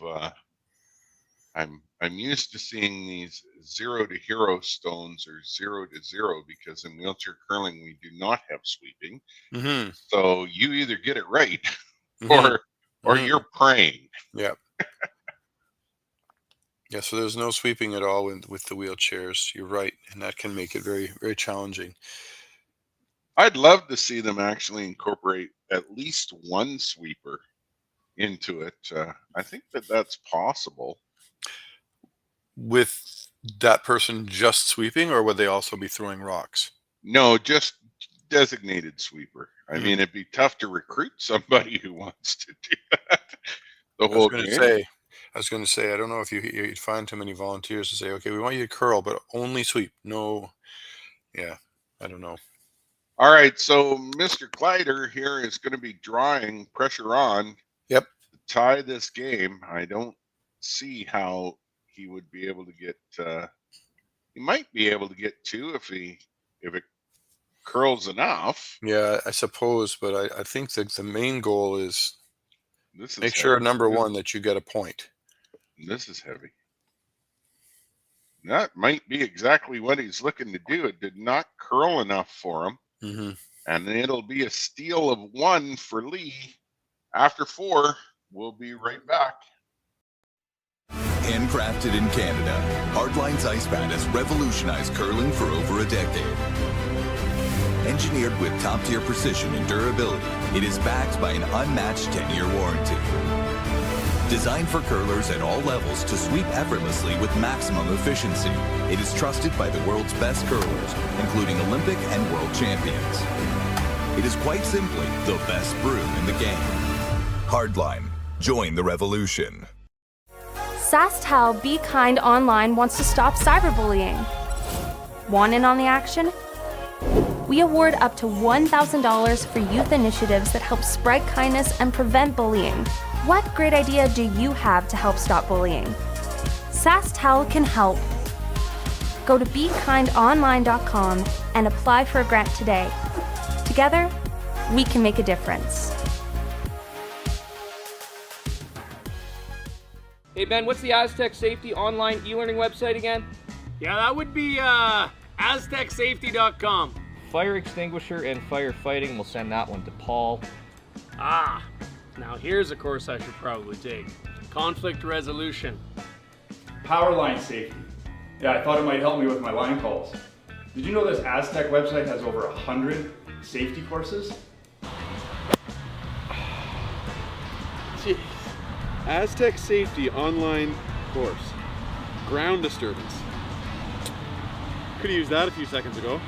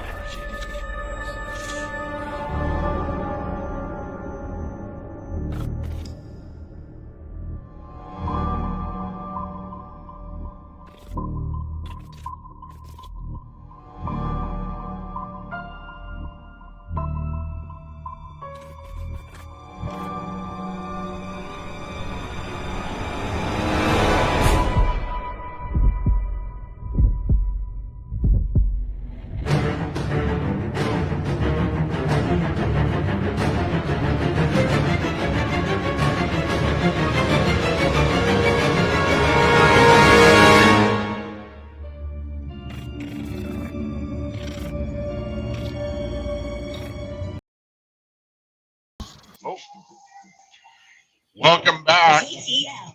Oh, sorry. Got a little bit of feedback there.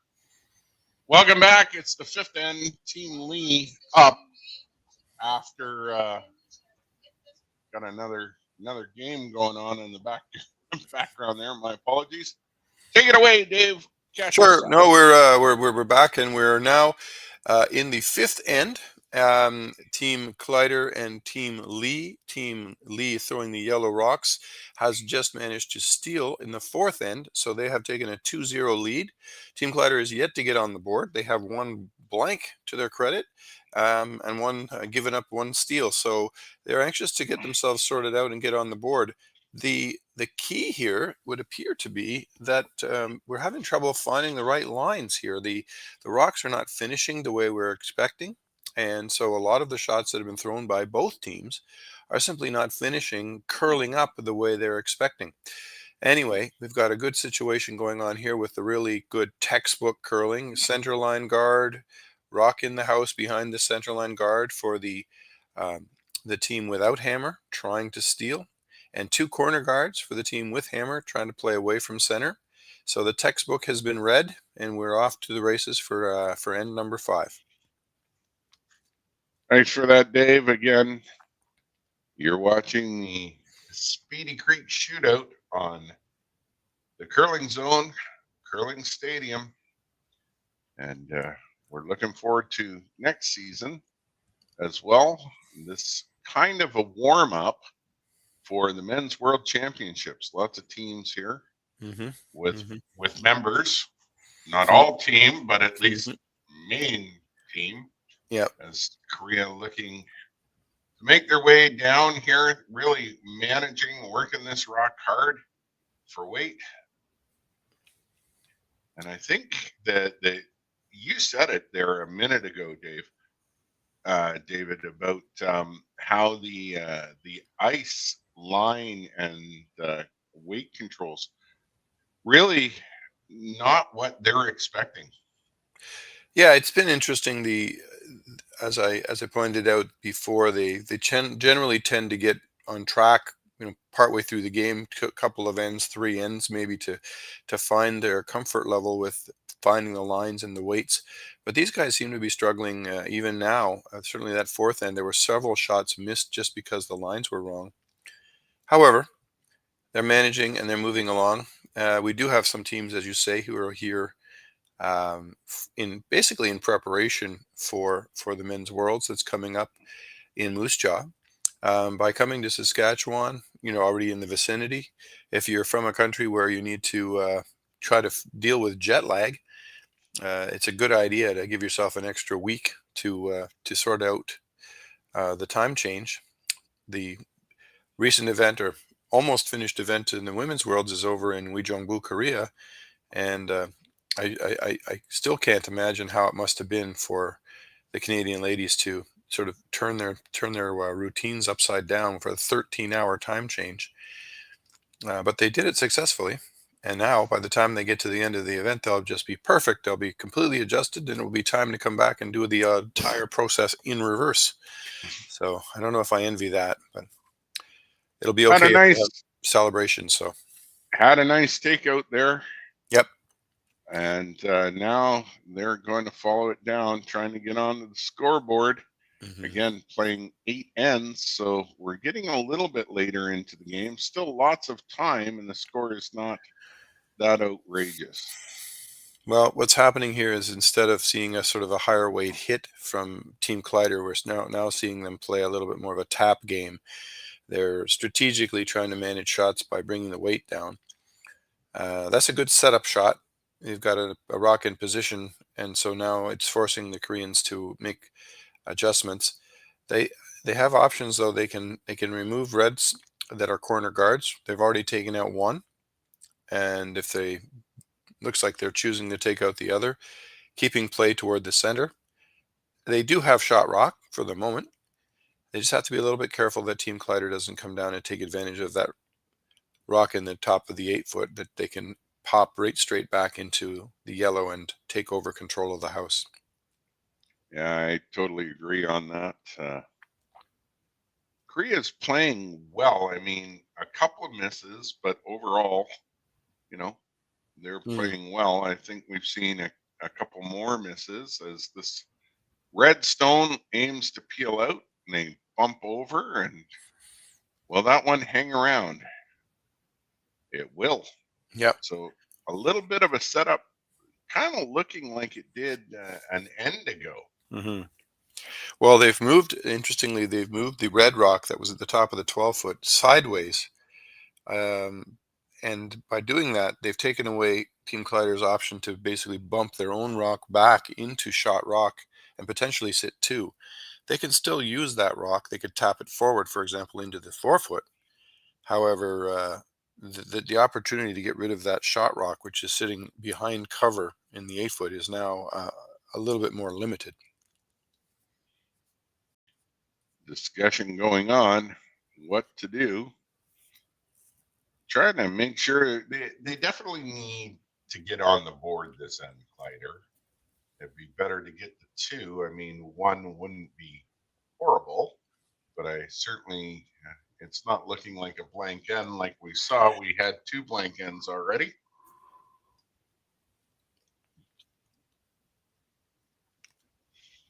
Looks as if they're trying to just open things up. Yeah. And I guess you wouldn't expect that. There is technically, I suppose, a double here available if they want to run the yellow back straight into the other yellow. They could split both of them off. But that would be counter to what Rylan's goal seems to be at bringing his weight down for this end. Yep, this is a straight tap. And it looks pretty darn good, actually. Mm-hmm. To sit worked out well. 2, they're sitting 1 and 2. So we'll see how Korea now responds. They should peel one of those out, or no, I think they're choosing between running their tapping or running their yellow back into one of the reds, or the other option they have is to just draw. The draw idea though doesn't work too well because they end up leaving both reds at the top of the house. That's a bit dangerous. trying to make sure that they hit it in the right way. Technically, you want to be one side of the nose or the other. Just don't hit it dead straight through the hole. Yeah, that would be a little bit of a disastrous situation for them, I would think.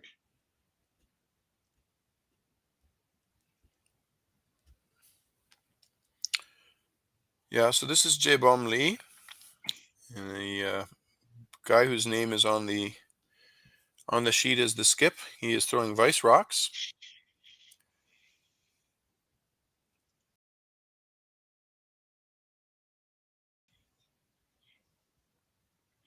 Here comes the throw. The weight's up. It's got a little bit more rotation. He's got to be careful. This looks nose. Gets Pretty a little much. bit. Yeah, it did move the reds, but essentially red is still lying 1-2. So sadly, that little last-minute adjustment they made with the broom may have been what led to that miss. And I think this goes back to what you were saying earlier. I think both these teams are struggling to figure out this sheet in regards to the line at least. We've seen everything from lots of rotation to minimal rotation. And now, you know, he wants to address this stone at the back of the 12 that's barely on. I'm not sure if he's looking at it, playing it as a hit because he feels he has to remove it so much as an opportunity to throw a rock down that line and sit 3. If he comes up short, he still sits 3. If he hits it and taps it out, as long as he doesn't throw ridiculous weight, he'll be sitting 3 as well. See what happens here. Based on this line, I think we're talking about a fairly down weight shot.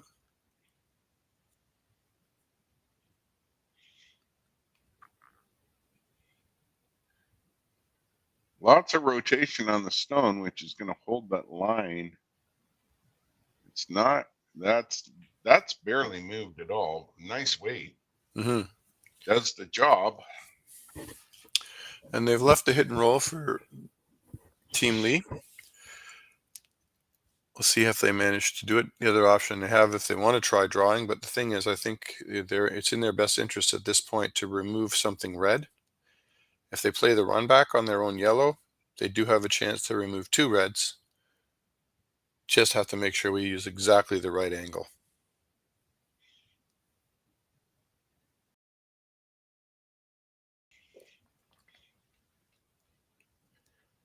Although Team Kleiter has been definitely throwing the softer weights, playing things with a little bit less weight,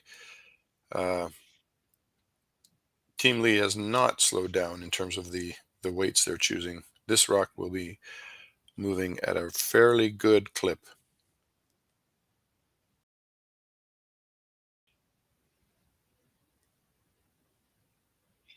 Well, let's see what he does out of the hand. They're on it right away. Nose hit, gets 1, gets 2. Very nice. I don't know that they were even paying attention to the rock in the back of the house because nobody was sweeping it to make sure, but it did trickle out, I think, right out the back and removed 2 of the Team Kleiter's red rocks and actually sitting shot. Kleiter will now come right after this. Hit and roll underneath would be a lovely result. Lying 2 with hammer. And in a situation where it's awfully difficult for Team Lee to keep them from getting 2, they'll have a chance to try and hide something, but we'll see how this one goes. They definitely need to find the right line. We can't afford for this to flare or to hang out as some of the other shots have. So he gives it a push. I don't think he quite got the speed out of the hack that he wanted. And this one's, it looks pretty good. He's going to get the yellow, gets the roll, but it rolls just a bit too far. And Lee can get it through that port. Yeah, I think there's a level of exposure, although it is somewhat buried, somewhat covered by the guard. The other option, he can just go ahead and play the one in the wings and roll under. I think he's electing to do that. This one will be thrown with a lot of weight. If they successfully get across and make a double, great. And if they don't and they just roll underneath, that's not bad either. As long as they're sitting shot, yellow sitting shot, it forces red to deal with the situation. A couple of very good options. Plan A and Plan B.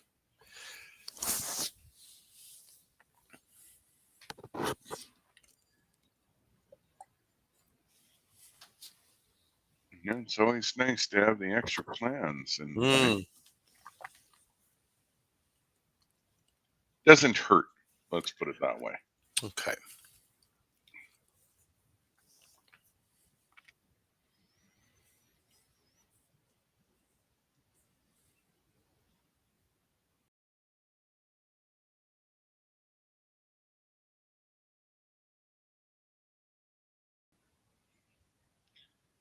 Here comes the throw. Lots of rotation, lots of speed.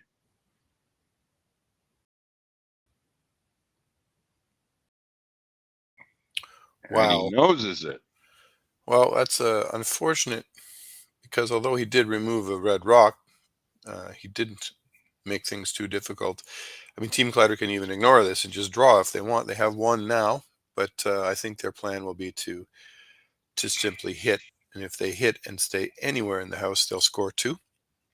And bring. Well, if you're struggling, yeah. Sorry to interrupt there, David. Nope. But if it's a matter of struggling a little bit, I think the hit's the easier option. And we saw a couple of stones go long. I think 2 ends ago. So making sure that all your options are there are the good part. We'll see what he does. This is it a hit? Yeah, should be a hit. They want to make sure they hit it on the inside of center and sit 2 red. So we're all tied up after 5, heading into 6. We'll see you in a minute. Handcrafted in Canada, Hardline's ice pad has revolutionized curling for over a decade. Engineered with top-tier precision and durability, it is backed by an unmatched 10-year warranty. Designed for curlers at all levels to sweep effortlessly with maximum efficiency, it is trusted by the world's best curlers, including Olympic and world champions. It is quite simply the best broom in the game. Hardline. Join the revolution.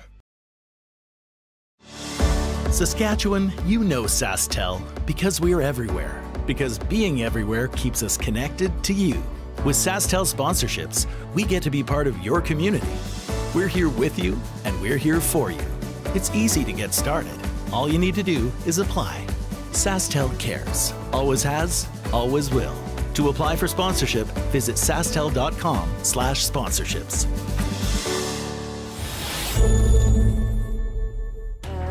The people have spoken, the votes are in, and the players are ready to rock. At curling's first ever all-star event, live from Nashville, April 15th and 16th, where 13 of the world's best men's and women's curlers face off for a star-studded celebrity pro-am, a unique skills competition, and an all-star skins game you won't want to miss. Got a ticket? We'll see you in Music City. Don't have one? Better hurry. They're going fast. The 2025 TCG All-Star Game. Live from Nashville, April 15th and 16th. Let's rock.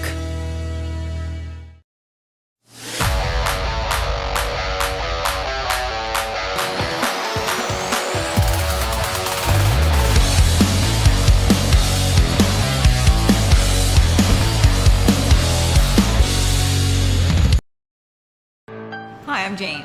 And I'm Rick, and Jane and I are the owners of Sprague Foods Limited here in Belleville, Ontario, in the Bay of Quinte area.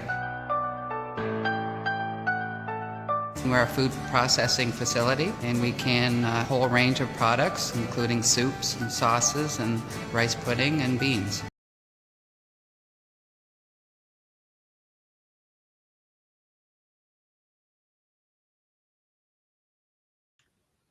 All right, welcome back. 6-10, tie game. And the word of this game is about figuring out this sheet of ice, David. Yeah, it's been a bit of a challenge getting the lines. I will say that by bringing the weight down, which has seemed to be what Team Kleiter has decided to do on all different shots they've thrown, especially the up weight shots, instead of throwing sort of a heavier board weight or even beyond that, they're just bringing the weight down, and they're able to control a line a lot better. And well, they were rewarded with 2 points, which is their first notch on the scoreboard, but a nice 2, and a 2-all tie in the 6th, with Team Lee now taking over with Hammer with the Yellow Rocks. So a lot more rocks being played down this side of the sheet. Last end, Rylan had a tentative opportunity to draw, but I think he played the safety shot in the takeout, and there we have a beautiful draw. Not very easy to get to that one, but they'll try and draw down right on top of it here. Yep. Yep. In a situation like this, nobody can take anything out yet, particularly those nice rocks on the center line with the no-tick rule. So we just have to simply throw a draw, try to position the rock into a nice spot where it can be used. Yeah, and that's these rule changes by the World Curling Federation have really changed how the strategy and somewhat of the tactics go for most of these games. Yeah, there's been a few things about the no-tick rule. You know, the situation is that a lot of times when the no-tick rule is violated, it's, you know, you accidentally bump the rock as you're coming around. So skips are just a little more careful where they put the broom to make sure they stay away from the, you know, the rock that's not to be touched, so to speak. But in the end, I don't think it's affected things as much as we all thought it would. The initial reaction to the no-tick rule was quite intense. It was. But now I think we're all taking it in stride, and we seem to be doing just fine.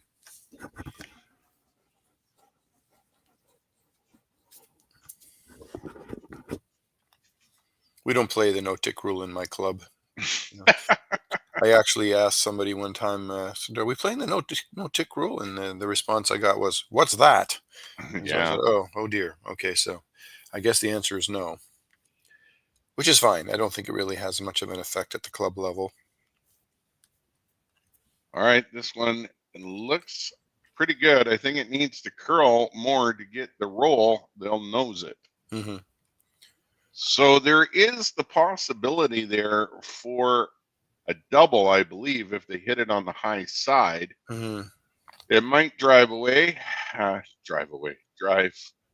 rocks away, but they're definitely going to hit one of them. Yeah, I mean, it comes down to whether they want to try and roll underneath cover. And if I would argue that for red, without hammer, the benefit of being under the center would be pretty significant. And so maybe they would consider that. They could obviously hit it on the outside and try for the double, but then if they do, there's no chance of rolling under cover. So this is definitely rolling. Guard. This is definitely rolling in. Yeah. They get second. They don't quite get shot rock, but that was a really well thrown stone. Let's see that one again. Here. Gets just past the guard. Beautiful weight and rock management to roll in. What a great shot. It turned out well.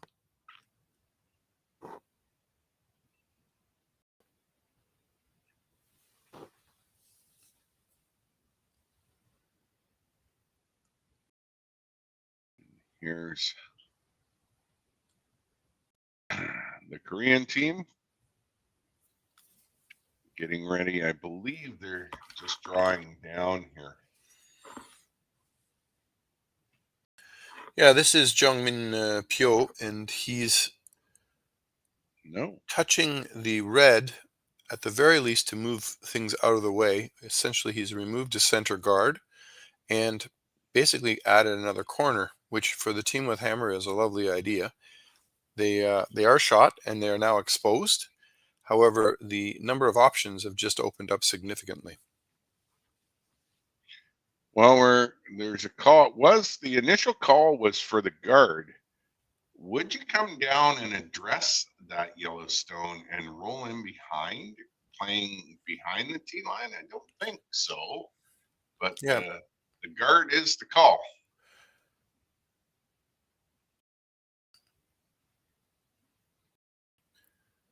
Yeah, we're just essentially, I think, trying to put a rock back where the one was that was just removed.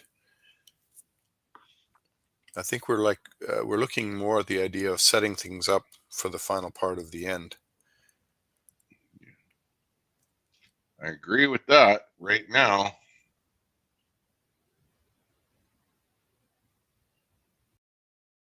They're not really working it, so it might be a little bit heavier than what they wanted. We'll have to see. We have a hard time determining what the actual weight is until it gets into the screen. That's all right. That rock turned out pretty well. So we have a double guard situation. The red rock that's at the top of the 4-foot is well protected. However, it's not shot rock. So they could probably access it and move it sideways. I don't think they can hit it dead on the nose. No. But there's a lot of options in terms of setting things up.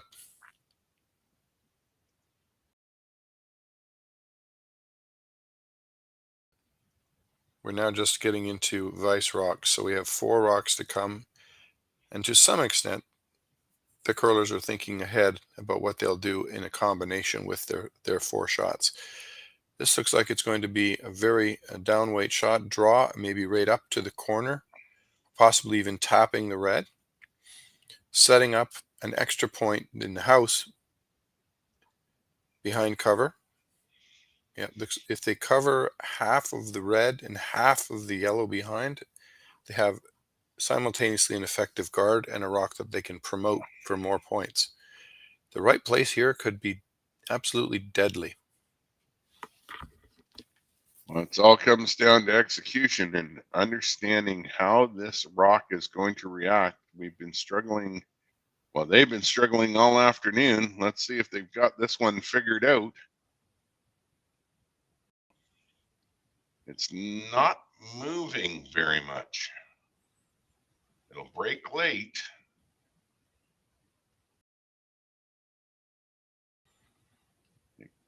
That's a pretty bad. Good result. Yeah, I mean, considering where they had the broom, what they were thinking, if they had been another foot deeper and perhaps just a tiniest bit more centered on the center line, it might be better. I think Team Kleiter now, Rylan is holding the broom. I think they can throw a rock down through the port and bump the yellow in the back of the 4-foot out. It's a good enough level of curl, even rolling a little bit under cover. Let's see how they manage. That's absolutely the call. Here comes the throw. Weiss's second rock of the 6-10 in the 2-2 tie. Lee with hammer. He's got to move. He's got to move. He's a little frustrated because it's going to wreck on that yellow guard and pull that into place. And now here's some danger. Are they going to make a play to do that raise? Yeah, I think so. I mean, they put it there for a reason.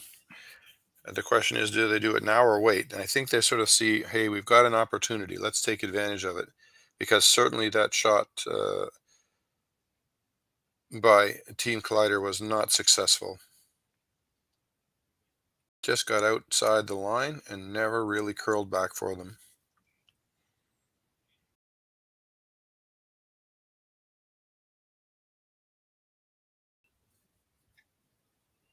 So this could be a very deciding rock in this end, but we noticed again, and we saw this on the last rock by Kleiter's team, struggling to get the lines correct, calling the right line. That, or as you mentioned, David, whether or not the predictability of the finish is correct.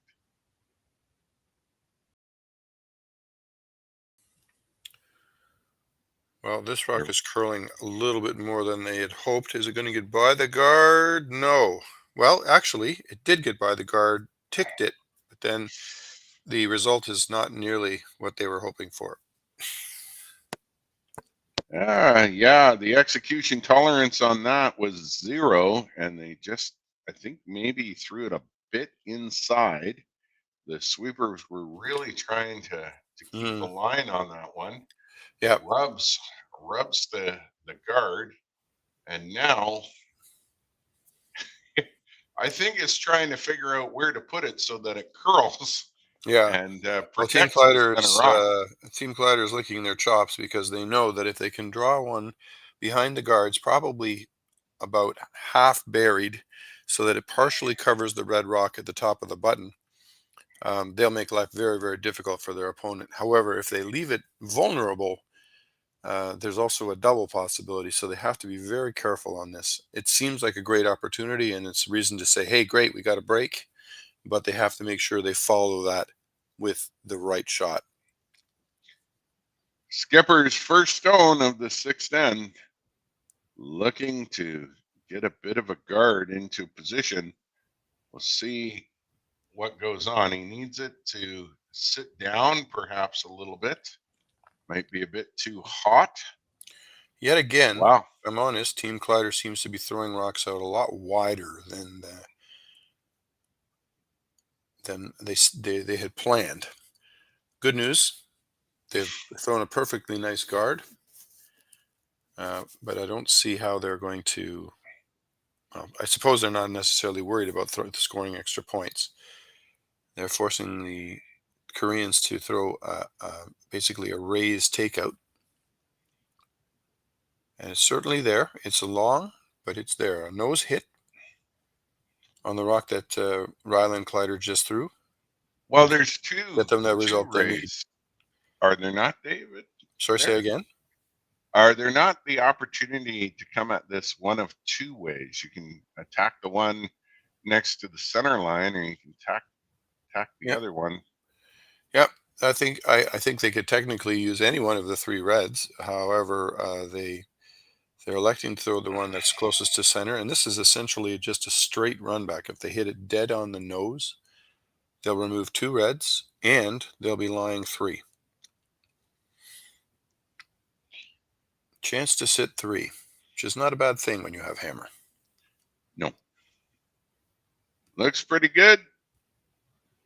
Roll. Oh, well, it didn't quite roll the way they wanted, but a pretty good shot. And the resulting shooter has been left right in the gap, which takes away Team Collider's option to come down that same path again, forcing them to the other side, the outturn side. So they've got to draw in. Yep, they have to draw, and it has to be good. I mean, that red stone that was shot did roll far over, and it's basically wide open down that far side. Rylan has to be careful here. This has to be a good result that forces Team Lee to deal with it, the shot he's about to throw, because I think that the red rock that rolled out into the outside of the 8-foot on the last shot is now vulnerable and represents a chance for a big score. So, key shot. Last rock of the end for Rylan Kleiter. Yeah, I can talk this afternoon. I really can. It's definitely past the guard. Looks a bit heavy. Actually, looks pretty darn good. And I think he got shot rock out of it. Yeah, it's basically taken away any chance that the Team Lee had of addressing the other red. They have to make a shot down to this one. If they can throw the same shot they just saw, then essentially they'll score 2. Yeah. Draw for 1. If it's heavy enough to come back to the nose of the red and bump it back, even what looks like an inch or 2, they should get 2.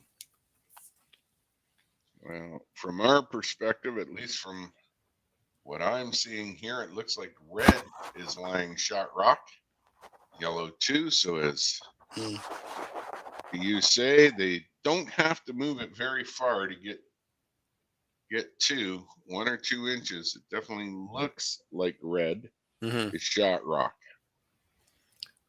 Yep. If it is red, and I think you're probably right, it's not red by much.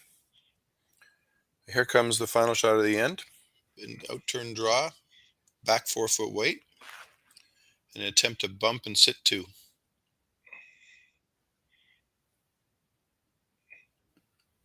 It's got a curl.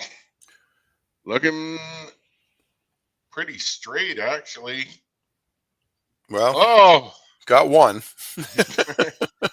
That's not the easy way to get 1. Kind of give you a little bit of a heart attack there, but Lee gets 1 at the end of 6, going into 7. We'll see you in a minute.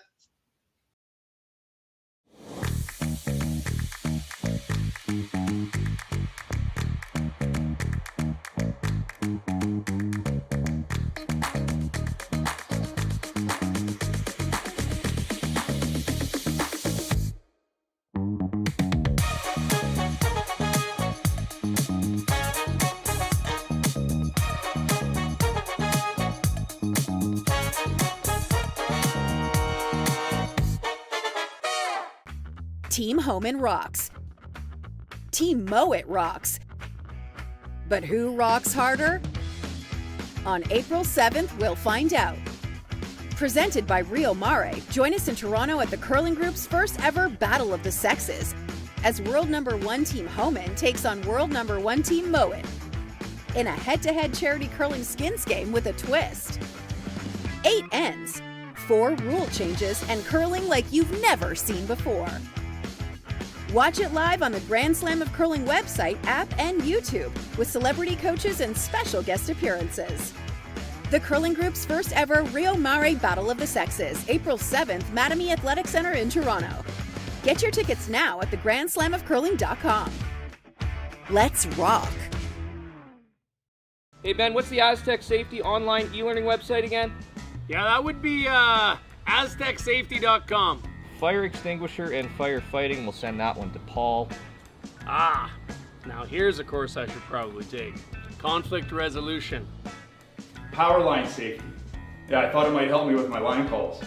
Did you know this Aztec website has over 100 safety courses? Jeez. Aztec Safety online course. Ground disturbance. Could have used that a few seconds ago.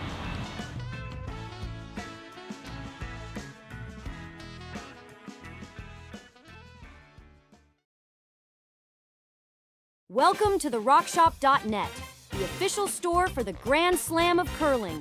Whether you're looking for the best hats, stylish clothing, fun toys, or unique accessories, the Rock Shop has it all. Shop online anytime at the RockShop.net for exclusive Grand Slam of Curling gear, or come see us in person at your next event. The RockShop.net, where fans find their favorite curling gear. All right, welcome back. Story of this game so far is figuring out lines. 3-2 for Lee Kleiter has the hammer. What are we going to get out of this end? Well, we started off with the centerline guard, and rather than putting up corners, the team with hammer, Team Kleiter, has decided to go around, so we're playing to the center. Team Kleiter now has an opportunity because of the slightly heavy shot by Team Lee to bump yellow, bump their opponent's rock back or out, and if they can roll just under the guard, they'll be off to an incredibly good start. Well, only 8 ends to play. Yeah, we're in the 7th in a very close game, so this may come down to, you know, the odd shot just slightly wide or narrow or slightly heavy or light. There's not a lot to pick between these two teams. Not at this point. I mean, any other day, maybe. But a team heading in to Worlds like most of Team Lee is, you wouldn't expect any different.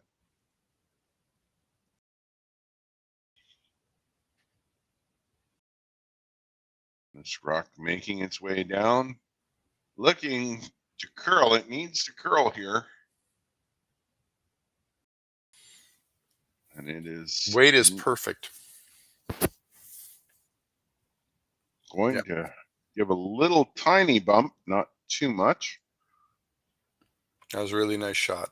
That's the kind of shot that forces your opponent to react to it, and also is extremely difficult to deal with because it's not easy to remove. Very nicely played. And Kleiter should be able to make it into one of the top 8 positions that will advance to playoffs in this particular event, I would think. Being 3-0 up to this point, and this game, of course, far from over.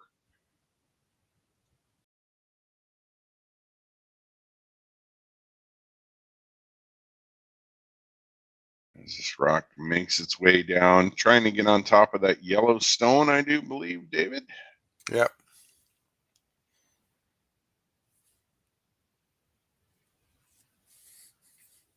And will it finish?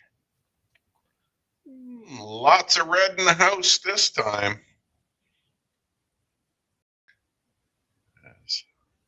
Now, what do? You can come at that any number of different ways. So putting it in the pocket, I think, might be the best way to address this early in the end. Again, there is quite a bit of this end to finish so far. No, the house is starting to get pretty busy. So one of the things you have to do is just not let things accumulate. We'll see what I assume Team Lee is trying to do is just remove the red and roll into a more advantageous position. Looks as if it's a little narrow. It's past the front red, front yellow onto red. Very nice.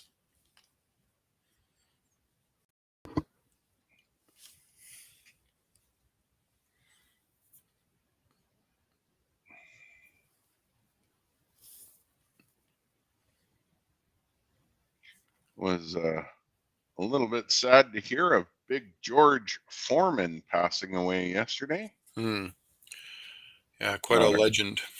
Not a curler, but no. Oh, we don't know that. Maybe he was a curler. That would be interesting to have seen George Foreman curl. I gotta admit. Here comes this stone by Mr. Hall, looking to move some stones around, and very well done.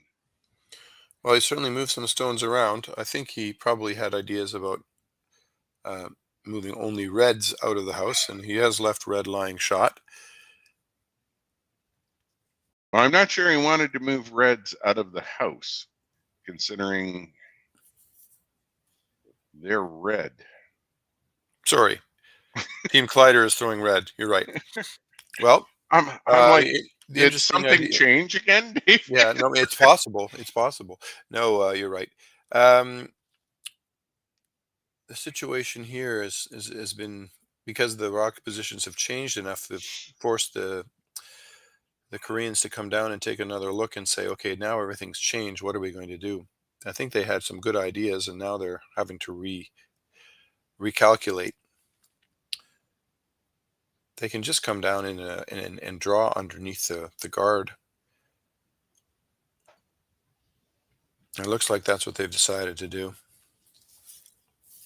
One side of the house, one side of the entire sheet is wide open. So they can take advantage of that while it's still that way.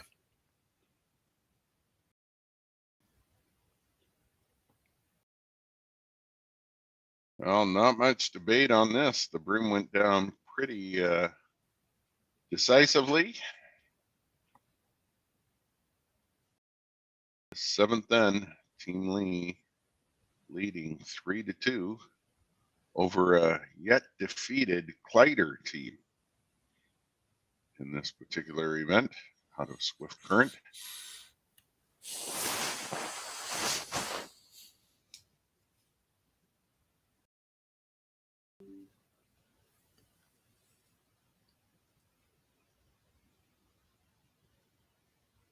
The line is fabulous, but I don't know if they've got enough weight.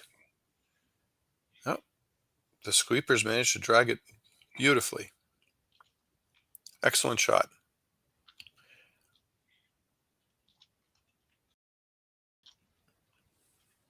Team Kleiter want to come down and just sit right on top of that rock, which is a great idea. Question is, do you throw the in turn or the out turn?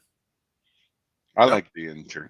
Yeah, and then now the conversation has shifted to the idea of doing a run back on the red guard in front of the house.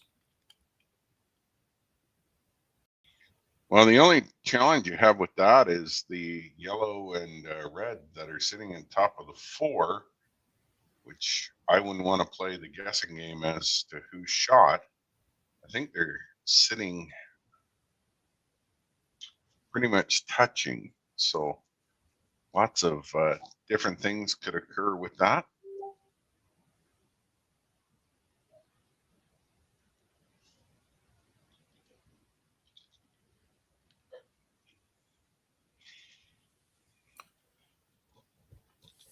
So we're trying to just run the red guard straight back. And that's worked out quite well.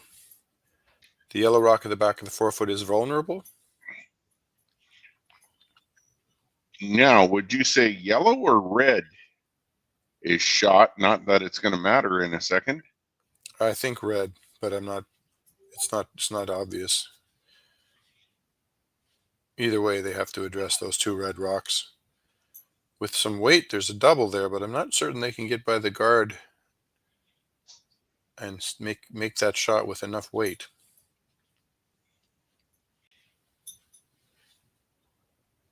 Yellow. You like yellow? Okay. I think yellow is shot there.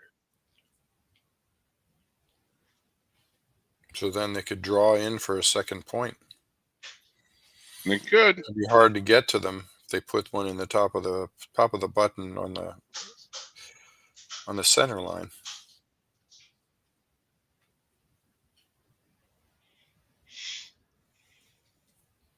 This is where we need to be able to hear what they're saying. 100%.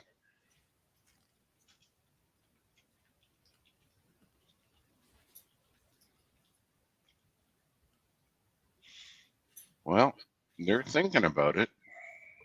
Yeah, I think this is a draw. It's either a draw or a guard, but I can't imagine why they would guard. If they throw something that's acting as a guard, they still want it to be deep enough that it can be a useful rock in terms of scoring.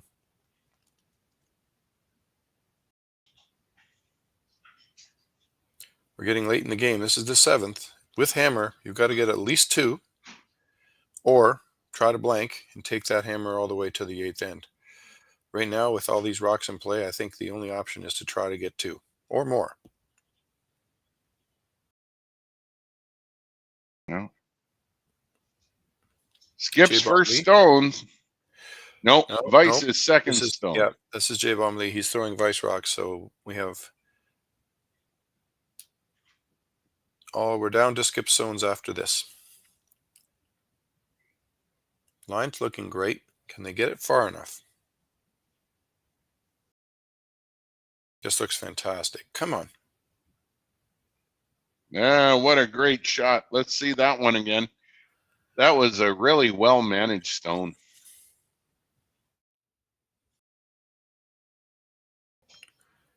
Yeah, that they seem to know instinctively that they had a long way to go in order to drag the rock, but they managed to get it into a really good spot. It's quite well hidden, especially with that last little flick up. Yeah, that little twist that it did just as it stopped. And very difficult to remove because it's so well protected by the long guard and even by the positioning of the red stones in the house. Very difficult to access the yellow.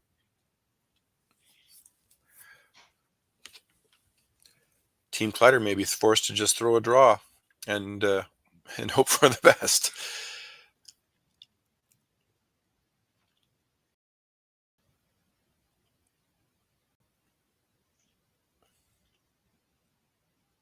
So they seem to have decided what to do, and based on where the broom is going down, they're going to try and throw. Not a draw. No, they're throwing weight. I think they can see enough of the yellow that was just thrown to remove it, and they may be right, but the shooter will not stick around. No, I'm wondering if they're looking for a little bit of downward roll. Well, they may also be thinking to themselves that red is shot. Between the two close ones on the edge of the forefoot, that red is better. If that were the case, then just removing the yellow is a good idea. Okay. They're trying to make this curl, and they're going to get a piece of the yellow, but will they get enough? Yeah.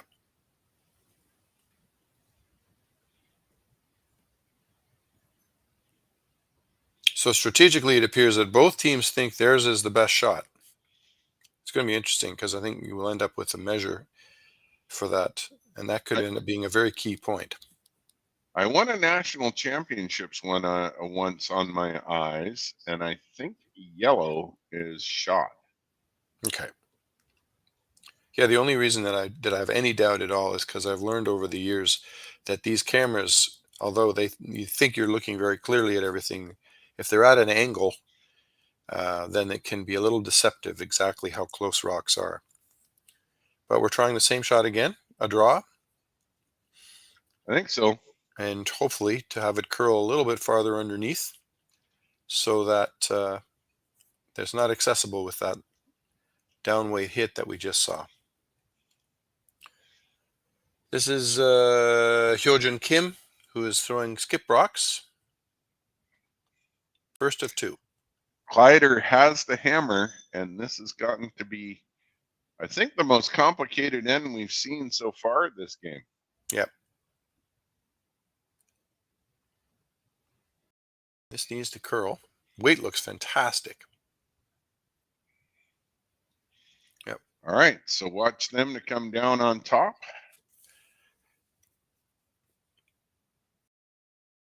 They're going to make a play on that rock, I suspect. Question will be whether they try and throw down weight and just get to the nose and push it straight back, or hit on an angle as they did with their last one.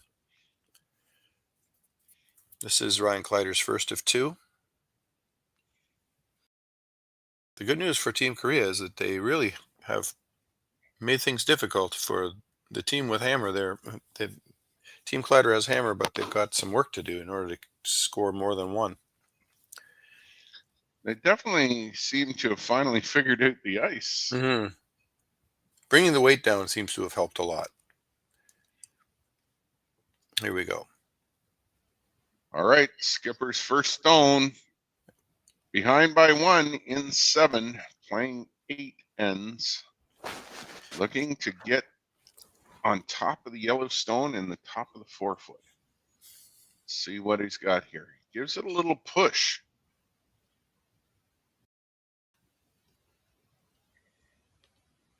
We're working that rock.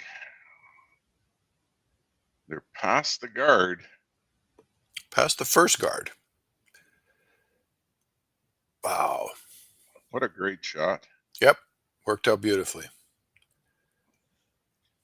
Now, we want to take a look at that overhead shot and see what that looks like up close. Well, now the question is yeah, are you sitting first or second? I think they're now, I don't know, that's pretty close. That one I'm not going to call, David. It's just awfully close. The only thing we can say, I think, is the red they just threw is better than the original red. True. But true, that's true.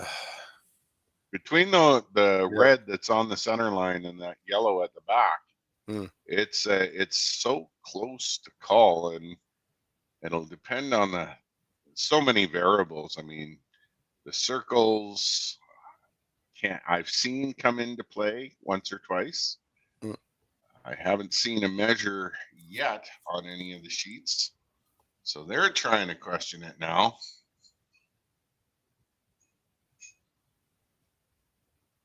And they're not even going to help us out by gesturing which one they think is shot.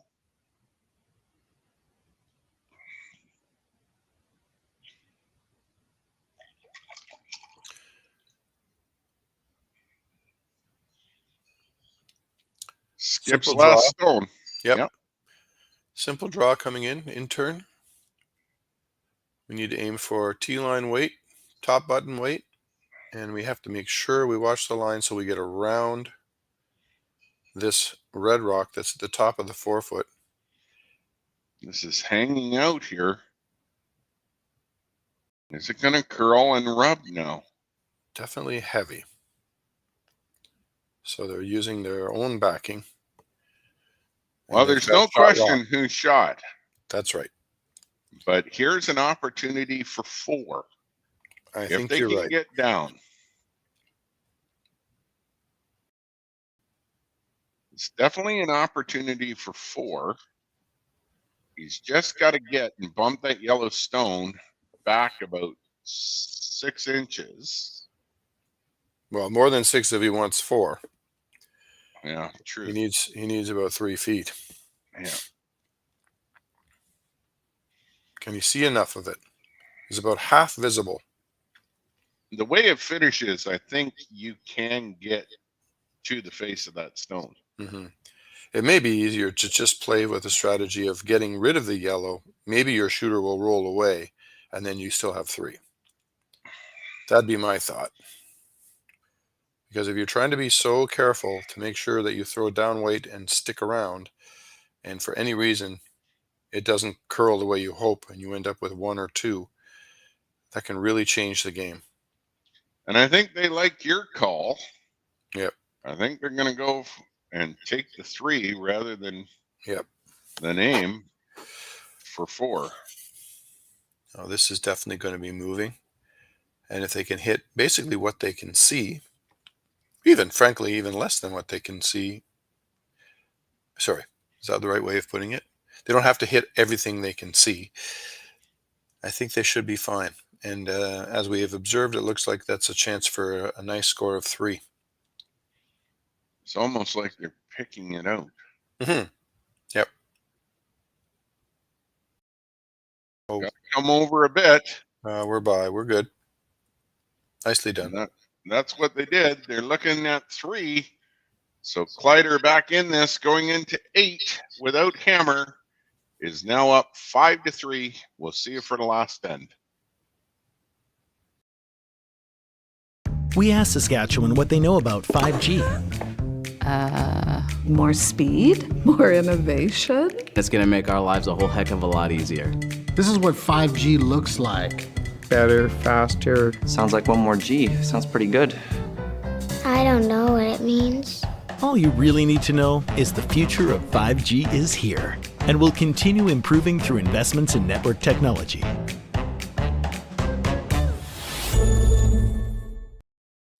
I don't remember a time when curling wasn't a part of my life.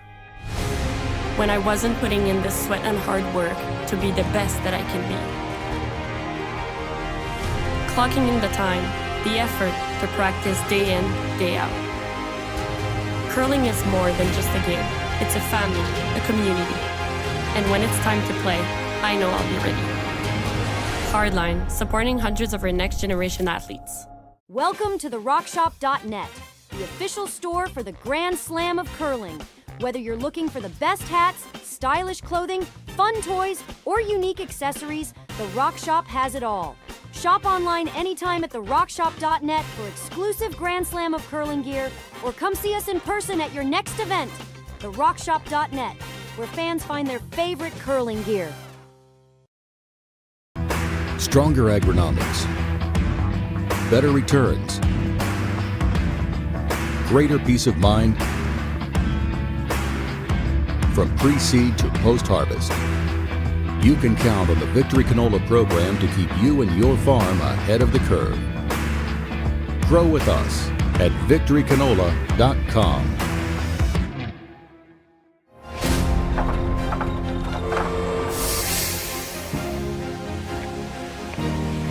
I have an idea.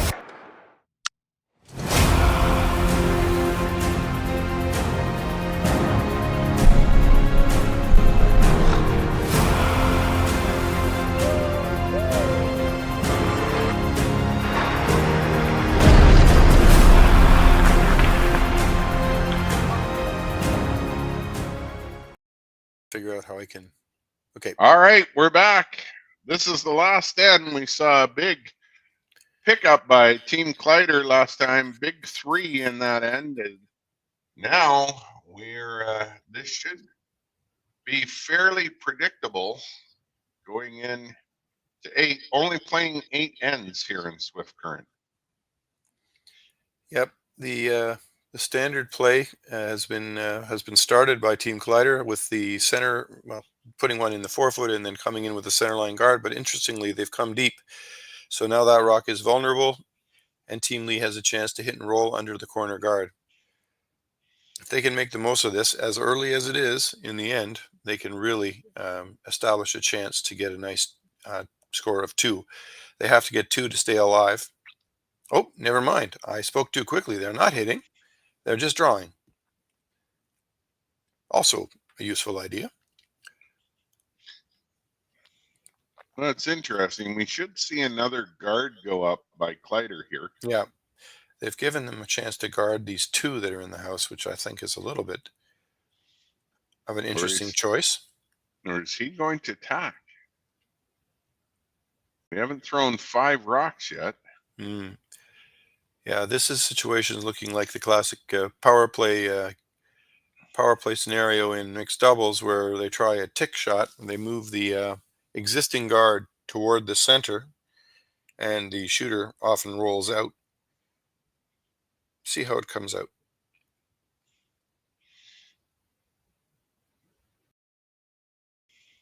First rock of the second Matthew Hall. Or are they trying to get to the face of that? With that much They're coming around. Yep. Yeah. They're got to get past the guard. They do, and they will just bump it back a little bit to lie 3. And that rock is out, which is excellent. That makes all the difference right now. It's behind the tee line. It's out of the rings, and it will never come back. So that's amazing. Well done. Well, we got to figure out how to get that one right back in there, David. Yeah, you need to put a reverse engine on it. Too bad you couldn't use the bumpers. New rule change, I guess. That would change the game pretty quick.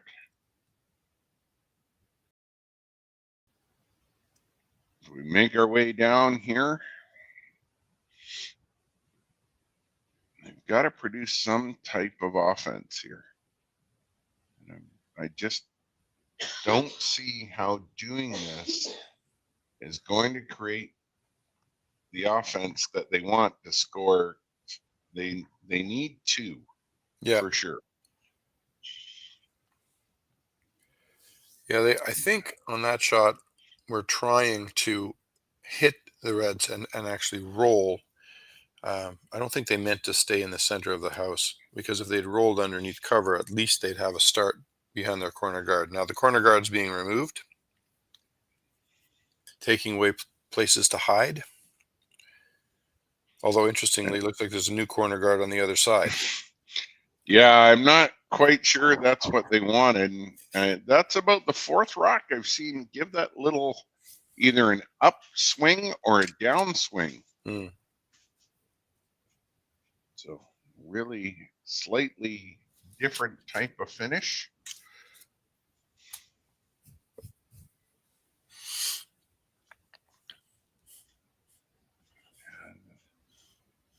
We're getting into it, getting closer and closer to the end.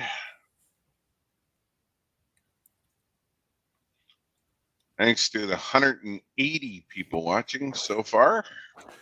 Yeah, we've done well. The audience has climbed slowly. Perhaps they've been on other games and then turned to this one.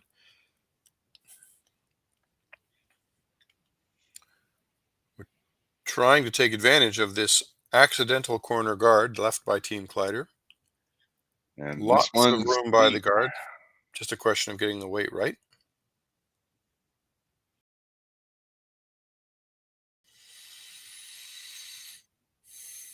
So are you going to take your own guard out, or are you going to take that one out? I like Well, that. the opportunity to sit 3 is probably hard to resist for Team Kleiter at this point. Well, I can't blame them on that.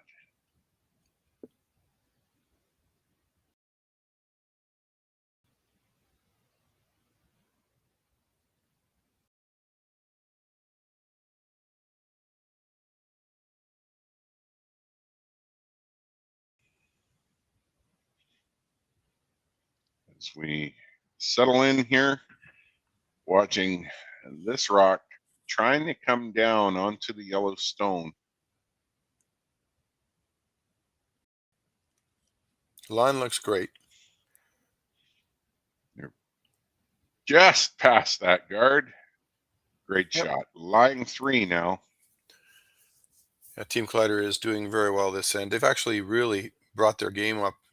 I'm just trying to review in my mind all the shots on the last 2 ends, and it really seems like there's been a big difference between the first half of the game and the second half of the game for Team Kleiter. Almost like a different team. They dialed it in to finish this game out, setting up maybe for playoffs. There is another game tonight that I'll be on against the Chinese team. I'm going to make it easy on myself. Xiaoming Shu. Shu. Yep. At 6 p.m. 10 p.m. Eastern? No, 6 p.m. Eastern. I'm not sure. 8 p.m. I know it's 7 p.m. Pacific Standard Time. All these time zones. Gets you confused every once in a while. Yep.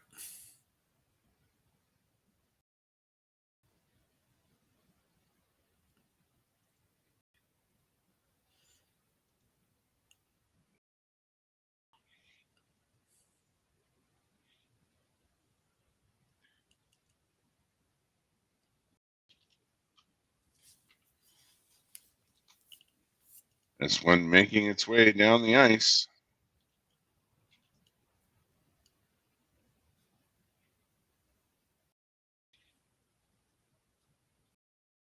It's got to go.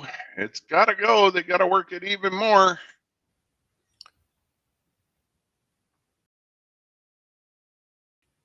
Yeah, it took 3 of them to get it in there, but not bad, and they'll pop that one out of play.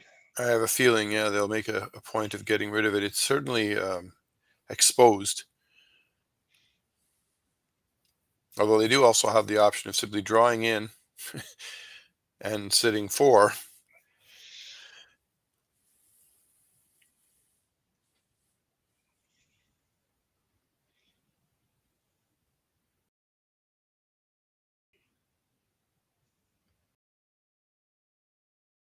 And lots of discussion over it. I mean, I almost like coming down, tapping that one back and rolling across. Yeah, I think the initial call that Rylan was making, yeah, he's doing it again just now. It was just to hit the yellow and roll underneath. You remove the yellow, you lie 4. The only question is it worth worrying about the other yellow in the house?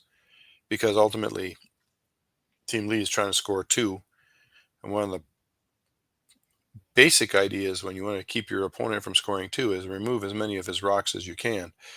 But I think this one is a sound call, at least for this point in the end. We still have a little ways to go yet, so this is, I think, rock 5.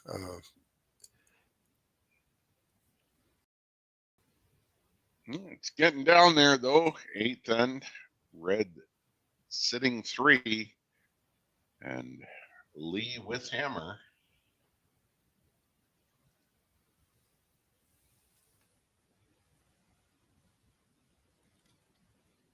Picking this one out. Yeah, the line looks really good. And there's that roll we talked about. Now lying 4. Nicely positioned on all of them. Yeah, the rollover and bump was an unexpected consequence. I think they had first been dreaming of rolling under and sitting sort of closer to the button. Now this opens up options for hit and rolls for Team Lee. They can move their one from the top. They can hit from the side and roll in. It's rather enticing, the way those 4 red rocks are lying. Lots of choices.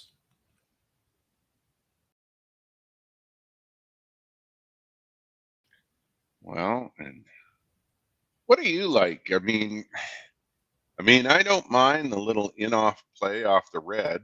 I mean, they're going to play this yellow, maybe pop it back through the port here. Yeah, I don't know what kind of force that we're throwing. I mean, there's a couple of ways to play this. The good news is if they play their own yellow on the nose, then the chances are they're going to have 2 yellow rocks in the house by the time this shot is done, which is good. The question is, will they have shot rock, or what will the other rocks be doing? Based on where this broom is, this rock is going to be flying. So let's just see how it all works out. They may be trying for the quad, perhaps. I suppose. Yeah, it's got a Well, little it bit should have less been. weight. It should have been flying. It's not flying. And it looks like it's a little bit high. It's going to pop it. Oh, they get a couple moving. Yeah. All 4 red rocks moved, but only one is been removed from the house. They now have, as I said, 2 yellow rocks in the house, which is a start. And definitely a lot more access to the center, the 4-foot, and the scoring area, which is a very big plus. Red is now more vulnerable than they were, so it's going to be interesting to see how they choose. Number 1 priority will be to remove at least 1 yellow rock. Looks like they're keying on the one toward the center line, which makes sense. If they can hit it and roll a little bit over into the open, they'll be lying 4. And again, putting a lot of pressure on Team Lee.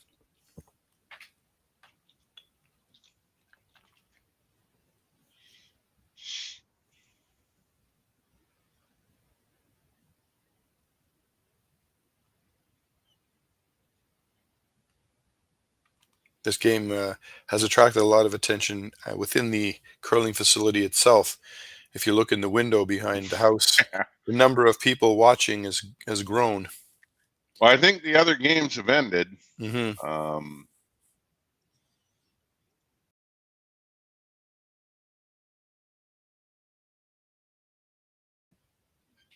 Here we go. Skipper's first rock of the end.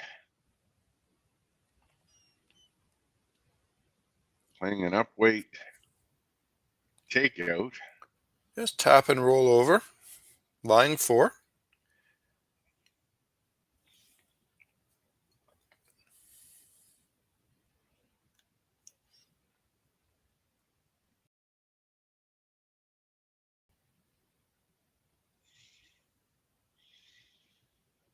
All right.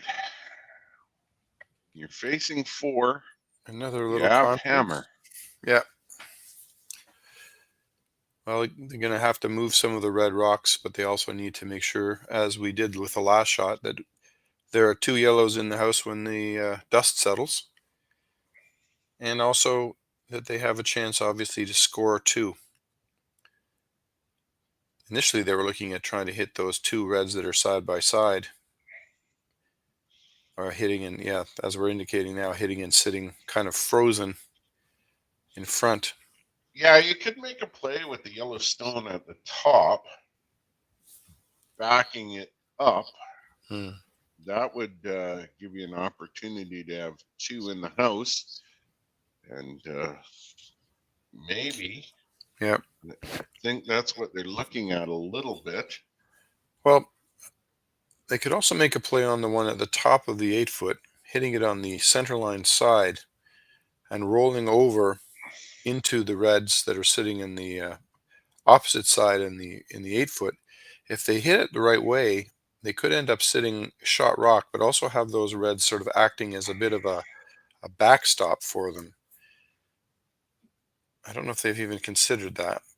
The other advantage of that idea is it would open up one side of the ice and give access to the 4-foot as we're getting closer to the end of the end.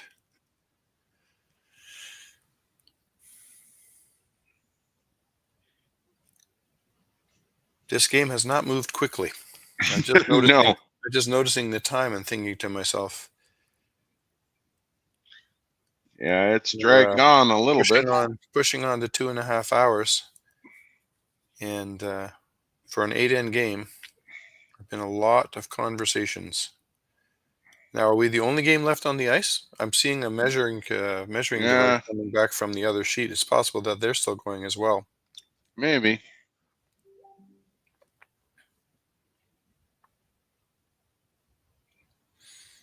All right. So Hyojun Kim throwing the skip rocks for Team Lee in the first of his 2. With hammer this end, needing to score 2.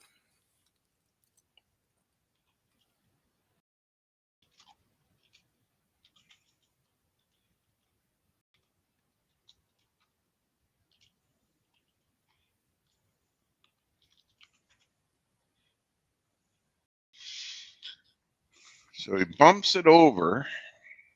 Okay, incredibly conservative. Now lying 3 red, but 2 yellows in the house, both of which are hard to remove.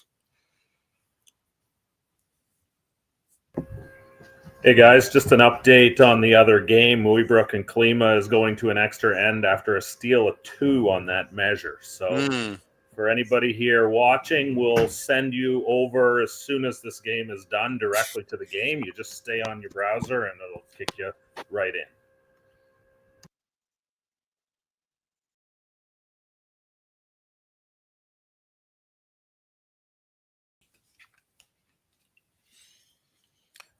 Well, yet another conference.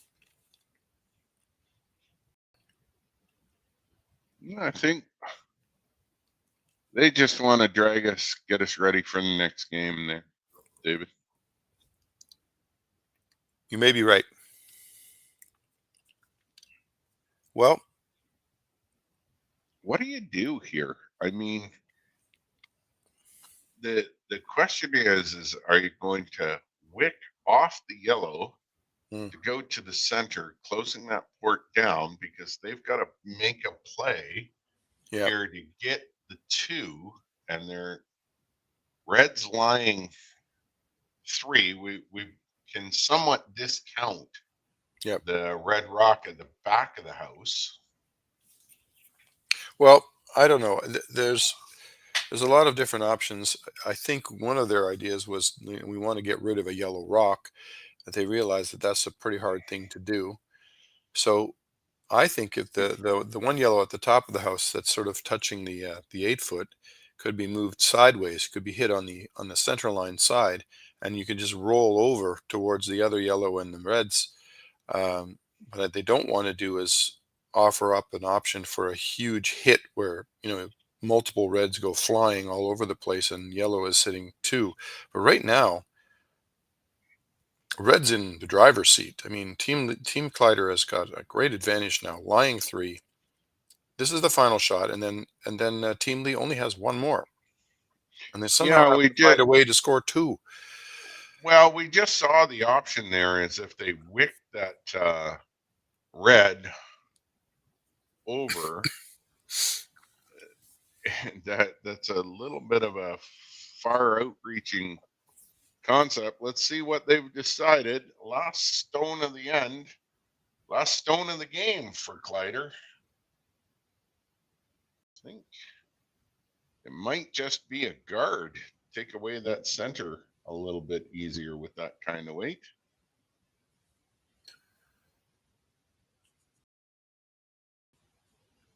Yeah, this came down to them imagining what their opponent might do or could do. And I think they were worried about that stone at the top, the wick off of the red. Yep. On the top of the 8. So yep. Well, that may have been their only option to try and score more than 1. Is to hit the like you say, the red in the top of the 8 on an angle, cross house, not hitting the other 2 reds. So now, is there any possible way to score multiple points? I can't see it. No. I think that guard that they just played is absolutely amazing. That literally took away any hope of that shot being made. And now they can't even use their own yellow. I think they're looking at maybe wicking this red stone. Yeah, I know that they're trying, but I don't think it's there. I mean, it's positive. Oh my goodness, because they have to throw it quite hard in order to hit the red and go across the house into the other reds. I don't see this happening. I mean, yeah, that guard is truly perfect. Fantastic. Yeah, it really is perfectly placed. Oh, now they're talking about doing it from another angle. Well, I don't know. That's pretty steep. They'd have to hit that so thin. And if you're coming into it from the other side, then how do you get the rock to ricochet back after it contacts? I really don't see. I think. Well, no, in a second. Yeah, the skip has managed to correct the idea. And this is thrown inside. I don't think it's even going to get past the guard. No. You're right. Okay. Well, guys. that's the game. Excellent. Well, quite a comeback for Team Kleiter after a very slow start. An excellent effort, and they moved to 4-0. We'll see you later tonight. Thanks for joining us.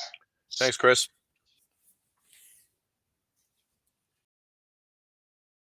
We asked Saskatchewan what they know about 5G. More speed, more innovation. It's going to make our lives a whole heck of a lot easier. This is what 5G looks like. Better, faster. Sounds like 1 more G. Sounds pretty good. I don't know what it means.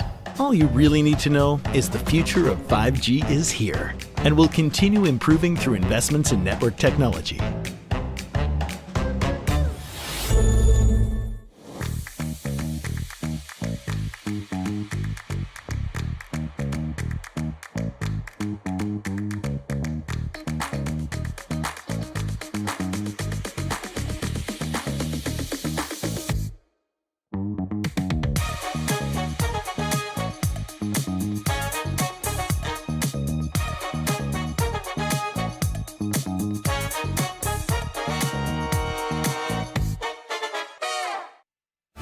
Handcrafted in Canada, Hardline's ice pad has revolutionized curling for over a decade. Engineered with top-tier precision and durability, it is backed by an unmatched 10-year warranty. Designed for curlers at all levels to sweep effortlessly with maximum efficiency, it is trusted by the world's best curlers, including Olympic and world champions. It is quite simply the best brew in the game. Hardline. Join the revolution.